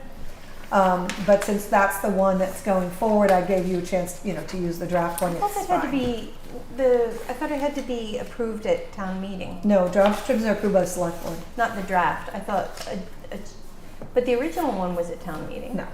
All the job descriptions are approved by select board. You've approved many in your tenure with new No, I'm hires. talking about the town administrator. There was a town meeting article years ago that gave certain. You mean bylaws? There was a bylaw that gave certain duties and responsibilities by bylaw to the town administrator, but that's not my whole job. No. Got it. I think it was a title change at that time too. I think they formally made it a town administrator, Yeah. and they It used laid to out be- some very it used to be specific an things that were assistant duties. of Yeah. some sort. Yeah. Yeah. The Personnel bylaws are management. listed under your thing on the website. Right, too. right, and it just gives very specific duties, HR, procurement, those things are in there by law, but they're covered in the job description. The job description's more expansive than that. Okay. Yeah. And do you have a 360 review? You do the. We haven't done a 360 review yet. I'm still trying to get this process pretty much routine. COVID kind of threw a wrinkle into the one before it. This was new. I started this. I drafted these 4 years ago because it was nothing. So no, we haven't moved to a 360 review process yet. They're complicated. You have to be very careful how they get administered, and you have to be very careful legally how, in a public entity like a town, how those are handled and what becomes public. Okay. And you drafted this, or did you use a source? Because you said the instrument was from one somewhere that's- else. Yeah. Well, you talking about the job description or the instrument? Reviews. The review. The review was drafted about 4 years ago. Yes, I used another town, and it's my job description typed in. It's just the format that I took Right. from another town. So the instrument was Correct. established by a different town. Yes. Okay. It seemed to be the most No, effective. no, one. I have no criticism. I was Yeah. just asking where it came from. Yeah, no, I didn't reinvent the wheel. And this is, we use the same instrument for all the positions. Yes. Yeah. They all get the same shape. And there's some that I have to create because you've created some jobs in the meantime. So I'm trying to catch up with Sure. those. And what's the ETA on the 360 review? A 360, it's not even on the table yet. I'm getting this implement. People used to do the performance review process. I'd have to check with, there's various legal concerns you have when you deal with a town about employees saying things about supervisors. Those jobs, a lot of these then become very private, very difficult to discuss, can be very difficult to act on. I'd have Organizations to. can get away with that because Yes, the you work for a feedback private doesn't make it organization. into public A record. public official is entitled to due process under just cause laws. So we have to be very careful. So I don't have that on the table right now. I just would. Because the last review we did do public, well, your review we Yes, did and public. there was but some- you approved doing it because Yeah. you could have asked for executive session. No, you can't do you cannot do a performance review in executive session. Okay, No. You cannot. okay. so But it the has to reason be- is that the board felt, in some respects, that it was uncomfortable almost for them too, because there were things they felt like that might not be said in public, and there was some question about what can you say in public, what can't you say. So this way, the person who goes into the file, whether it's Alex or a Yeah. designee, can ask that question. Can I put this on performance review? Can I not put this on performance review? And it takes that out of the legality. I don't Because mind. once you review those documents in public, they're public records. I don't mind doing it. It's If up to the that's board. way you want to do it. So what you're saying is you don't mind going in and sorting the comments and making sure everything Making is, sure everything is heard and said and read. But legal. but just on Right, that it can't come out, because that's the problem. professional conduct. All your Right. performance reviews, What- once you started talking about them in public, became public documents. There can be legal issues with that, Yeah. technically. And it was awkward, not just by doing it in public, but because we have to talk in a public meeting. We had 5 very different documents that Sandra just literally collated into one document. So it wasn't necessarily a narrative, or, do you know what I mean? It was just cut and paste from each of the 5, and it wasn't necessarily an instructive document, which is what, coming from the private sector, I like using them as constructive and instructive documents. It ended up just kind of being a compilation of various comments. I'm not sure how helpful it was. I would like it on the record that I think a 360 review is super important, and I understand that we can't do it this moment, but I'd like the effort to implement that to continue. Okay. I think we'd need to talk about how. How we would set it up. Absolutely. Yeah. I just mean, I want to do that. I want to have that conversation. I do Absolutely. want to talk about that. Okay. Well, maybe when we talk about priorities and under the personnel stuff, it would be good to talk about that. Quick on the highway maintenance position, Tom hasn't had a chance to get back to me. I know everything's been very busy in the last week or so. Oh, yeah. Just a little busy. So I put this on here and hope that I'd have it, but I don't. But he wants to change the way this position looks, and he has the job description, and I've asked him to edit that. So when that comes back, Tom and I want to have a discussion, and then any job description will obviously come before the board anyway, and so then we could discuss. Like I said, I don't know what he's envisioning, so it's hard for me to say. Huh. So that will come back to you Okay. when I know more. And when it comes back, would you bring I think you already do this, but would you bring the old ones so that we can compare? Usually I do the edit. Yeah. I do it with a hand. With a depends. red, but I think it's going to be significantly. Yeah. I do too. So I'm not sure what I'll get. Yeah. Okay. Huh. That's me. Okay.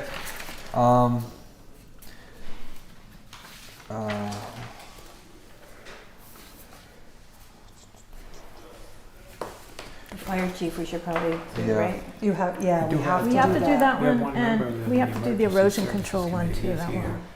Sorry, what big? I need, if you do the ARPA one, he can buy the gear. Okay, let's get the ARPA grant match request done. Yep.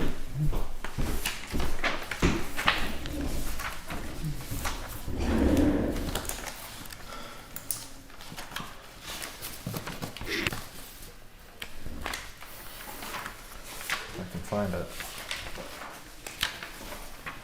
in your book, I think. It's basically $6,033.60 for the match for the AFG Assistance to Firefighters Grant that we got for $120,671. There's a 5% match requirement, so that's the request for $6,033.60. Currently, if you were to approve that, that would leave still $9,800 in ARPA. Successfully managed to spend it all down. Okay, well, But 5% match is not bad. yeah. I said 5% match is not bad. No, not at all. Not at all. And it was $120,000 request. Yeah. Oh, right, this is for the breathing apparatus. Yes. Yes. Yeah. This Well- was, for- and this was recommended by the ARPA. Yes, and this doesn't Correct. cost the town a nickel, so I think it would be a good idea. To do the 6,000 out of ARPA. Yeah. I would move that we approve the amount requested, $6,033.60, to be applied as a 5% matching funds for the AFG grant that the town recently received for new breathing apparatus for the fire department Out of the ARPA funds. from the ARPA funds. Thank you. A second. Second from Sarah. Discussion? No? All in favor? Aye. Aye. Great. Got a That grant was match the one they were request? gonna take the whole amount in front of the Just need you to sign town, it. so, yeah, you just need to sign.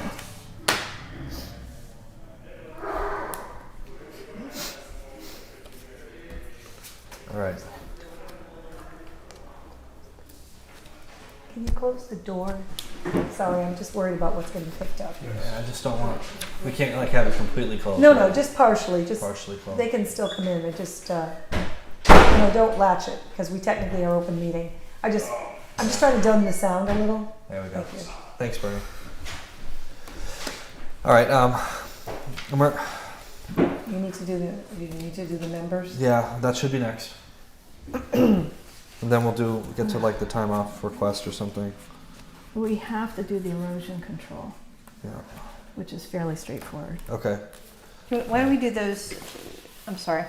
Go ahead. I suggest that we do the things that the first light and the fire chief, like just get them off the list. All right. Yeah. All right. First light erosion control. Okay, so this one? Yeah, just so I don't lose it. Okay. So each town that's involved in a negotiation, so Irving, Montague, Northfield, and Gill, are all being asked to kick in, and we discussed this back in May. The reason why it's coming up tonight is to make sure that we're discussing it in FY24, and each town contributes $2,500, so the 4 towns contribute $2,500, totaling $10,000, and then FERCog kicks in $10,000, so it's $20,000 total by us kicking in $2,500 for erosion consulting services, so we can get through a fairly technical process, both with the state as well as any further negotiations with First Light. We did this with. We discussed it and actually approved it in May, but that was during FY23, and we specifically did not mention the memorandum of understanding approving that be signed. So this is it's kind of a do-over in a way. Really didn't have the MOU at the time. That's true. We didn't have the MOU. We did something very similar with legal services, and it was quite effective for the amount of money that we're putting in. And I'm recommending that we do this because erosion is really scientific and requires going through scientific models, and you need somebody who that's all they do, that they're an erosion expert. Right, and you did it in May, but I'm recommending you do it in fiscal 2024 because we couldn't obligate funds that are already gone. So last time you did it with legal funds. Yeah. From the Okay. legal account. Okay, any questions on that? That makes sense? Okay. Makes sense. So I would recommend that, Well, actually, I'm sorry, I do have one question. Yep. Are we committing ourselves to further? This is a one-time thing, or is it an open-ended? No, it's one time, it's $2,500. one The time, consultant, yeah. Okay, that's all but you needed. a year could go by and we could still be in in deep in the processes, and it might be recommended for another fiscal year. Okay. Yeah. So we would repay? You You'd think have to that it's- revote it. Revote it, but not repay. We're gonna pay it once. Pay it once. Correct, yeah. Okay, thank This you. is not an Sorry. ongoing obligation, is that what you mean? That's what I was asking. Okay, no, it's Sorry. not an ongoing, we're only, Typically, MOE. we vote for each MOU with the amount Yeah. associated with that MOU. So if another request comes in, that would be a separate vote. Got it. Yeah. Yeah. Anytime we've ever done an MOU for anything, for any organization or any position, it's always been a yearly commitment, not a lifetime or something like that, or multi-year commitment. Well, yeah, so that you're keeping your appropriate expenses and requests Yeah. in the fiscal year. Yeah. All Okay. right. Good. We'll hear a motion on that. All right, so I would move that we approve the memorandum of understanding, otherwise known as an MOU, between the towns or among the towns of Gill, Irving, Montague, and Northfield, and the Franklin Regional Council of Governments. And as part of that, contribute $2,500 for shared erosion consulting services. To come from your legal, okay. To come from the illegal account. There's the motion. You're gonna give him that Oh, there's the Fine. motion. once you vote. Once you vote. Can I have a second? No. Second. Second from Heath. Discussion? All in favor? Aye. Aye. Thank you, guys. All right. Great. FERCog is ready to go. All right. Emergency Services Committee members?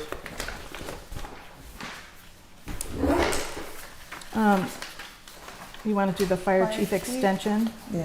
we do that. first? 'Cause Okay. That's time sensitive. Yeah, this time sensitive. Yeah, that was what Sarah So I mentioned. gave you a handout that shows exactly what all the changes were, but they're really only looking for one particular change. And that change is because they considered it substantive when it came out of the committee. So the House Committee on Bills in the third reading, they're looking for a new vote. While reviewing the bill, an act which was authorizing Northfield to continue employment of the chief, they noticed that the Committee on Public Safety, which had already issued the bill, had made what they considered a substantive edit to the bill. Specifically, the committee changed the date on line 3 from December 31st, 2026 to August 13th, 2024. They considered that substantive and therefore needed the town select board to approve that substantive change. You were given that authorization at town meeting to make changes to the bill as you deem. So, as the attached home rule petition contains a restrictive vote, you need to vote, the select board needs to vote to approve the change. And they've asked us to have you vote it. I get it stamped by the town clerk, and I have to forward that back to our legislator's office, and then I make a motion that we accept the substantive change. there's a on that. motion right there. Yeah. Official language, it looks like. I'll Yeah. second that. Basically what you just said. But Okay. sorry. It's in the highlighted. Make the motion to accept the change of the date on line 3 from December 31, 2026 to August 13, 2024. On the, is it a job description? What are we, Oh, it's a House bill, on the House bill number 4048. number 44 for the 44048. Second. 40, 40. 4048. 4048 Yeah. Right. I know. for the police chief. I know.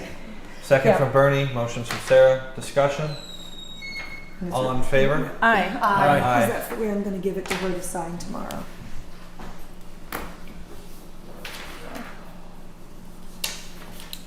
That's done. Okay. Okay. Okay, good. Yay. And I totally don't mind waiving, I mean, like, pushing the request from Kearns, we can push that as long as because I know we're busy. Yeah, I was going to ask because I know you've been asking for that. Yep, no hurry. Okay. That's good, because I still got to, it's been quite a week.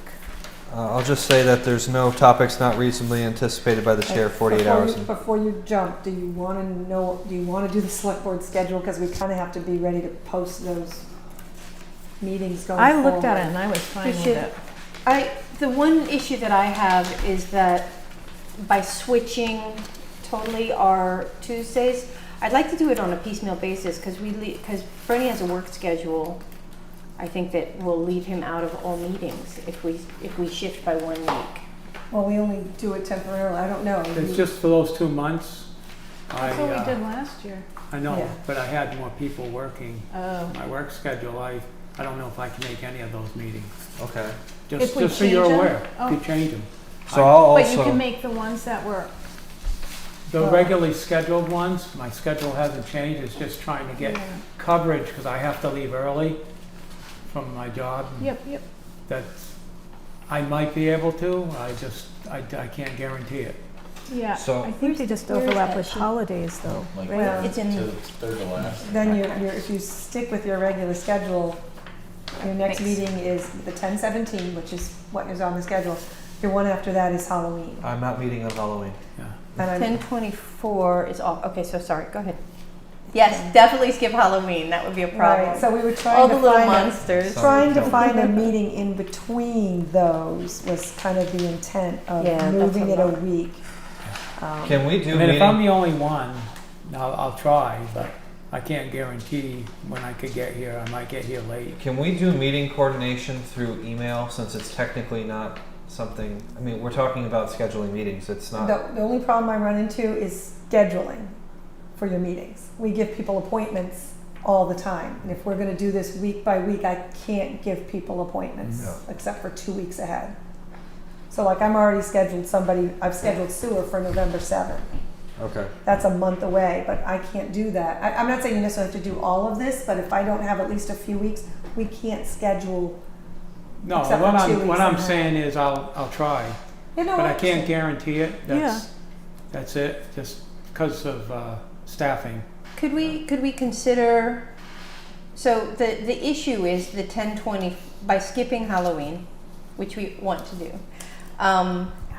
We have a longer gap there. Can we consider putting a meeting? I don't know. I really hate to exclude somebody entirely. Well, I'm not guaranteeing I'll be able to, not be able to make it.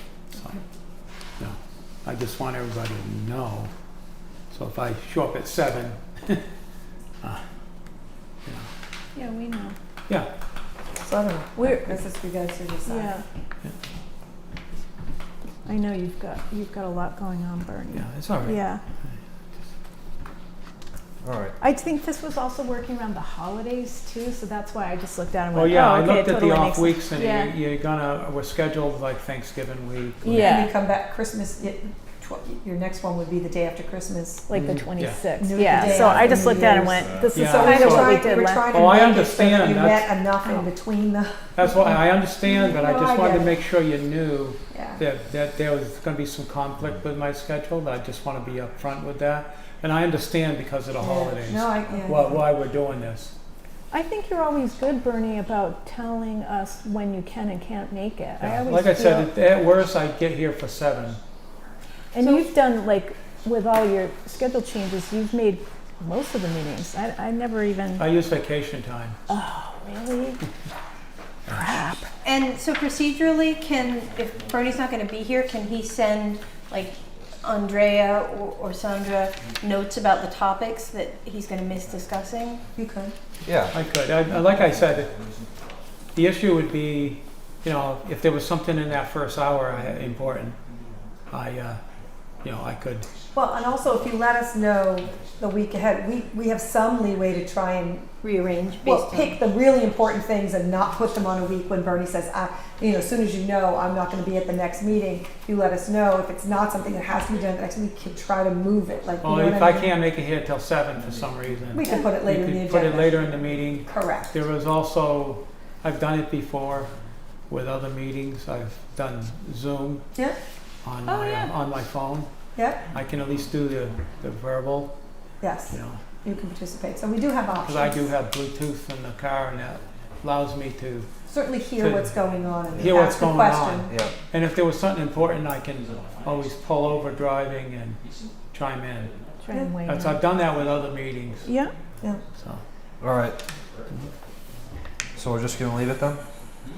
Yeah, because I looked at it I more. don't see any and way around it I unless you just start with the doing it on holidays. different it days. just- Right. Yeah. Yeah, that's, Okay. That's not gonna falls work. bad this year, falls right after every holiday Yeah. week, and so. Okay.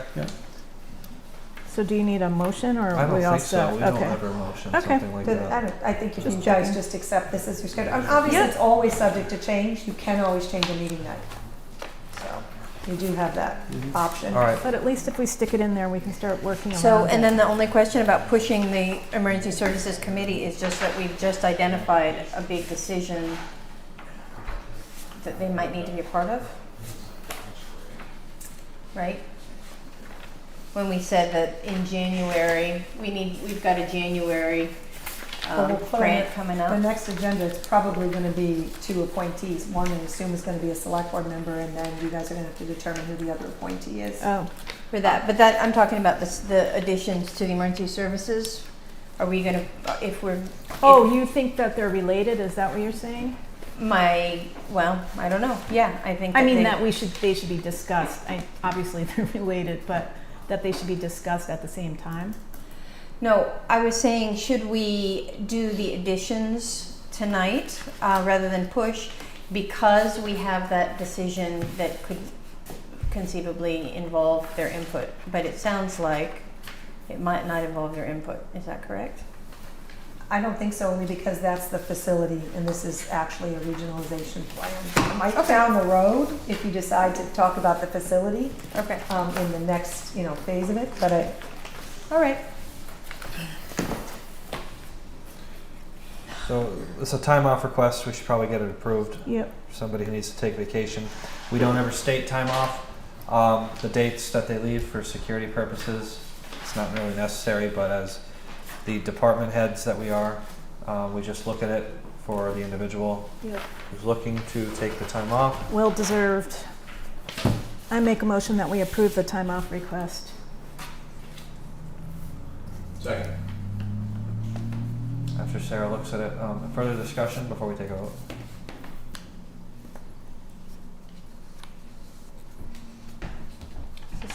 Or are there more? Oh, it's just, Seeing no further discussion, all those in favor? Aye. Aye. Aye. Okay. So we're moving building permit fee schedule, emergency services committee members, and Sarah's topics.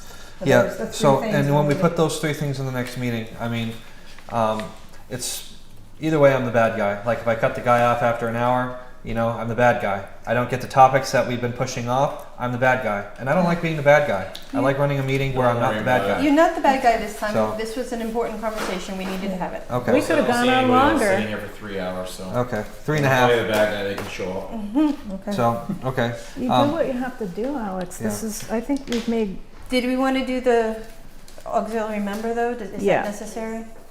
Yes. yes. Okay, so let's do that. So we have Steve Mulch, so I'm assuming it's age-related? Yeah. It's a mandatory retirement. So we're not being age discriminatory. It's important for those who But- may be watching that we have to do this as a result of a mandatory retirement age from active service. This is a Mass General. This is a Mass General law. I don't know the law off the top of my head, but we have used this before for the other fire department members and other people who have been involved in. He's currently a member. Correct. Yeah. Correct, yeah. So, I move that we appoint Steve Mulch as an auxiliary member of the Northfield Fire Department, term expiring January 31st, 2024. Second. any further discussion? All in favor? Aye. Aye.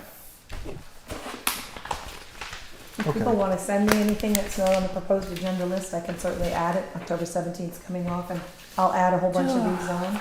Yeah. if you The want. 360th review discussion, I'd like on the next proposed agenda list, please. The what? The 60th review. 360 review. Oh, Oh. yes. Okay. Yep. I've added it. You were Yeah. saying 360 and I was hearing 350. 350th. Hey, we'll have another party. No in town. fireworks. Why not? And Around then, and are we around. going to add the request for Kearns? We're going to put those in the next? Yeah, Yes, that'll that go on will the- make the next agenda. Okay. That one moves. And the emergency services facility. That one moves, yeah.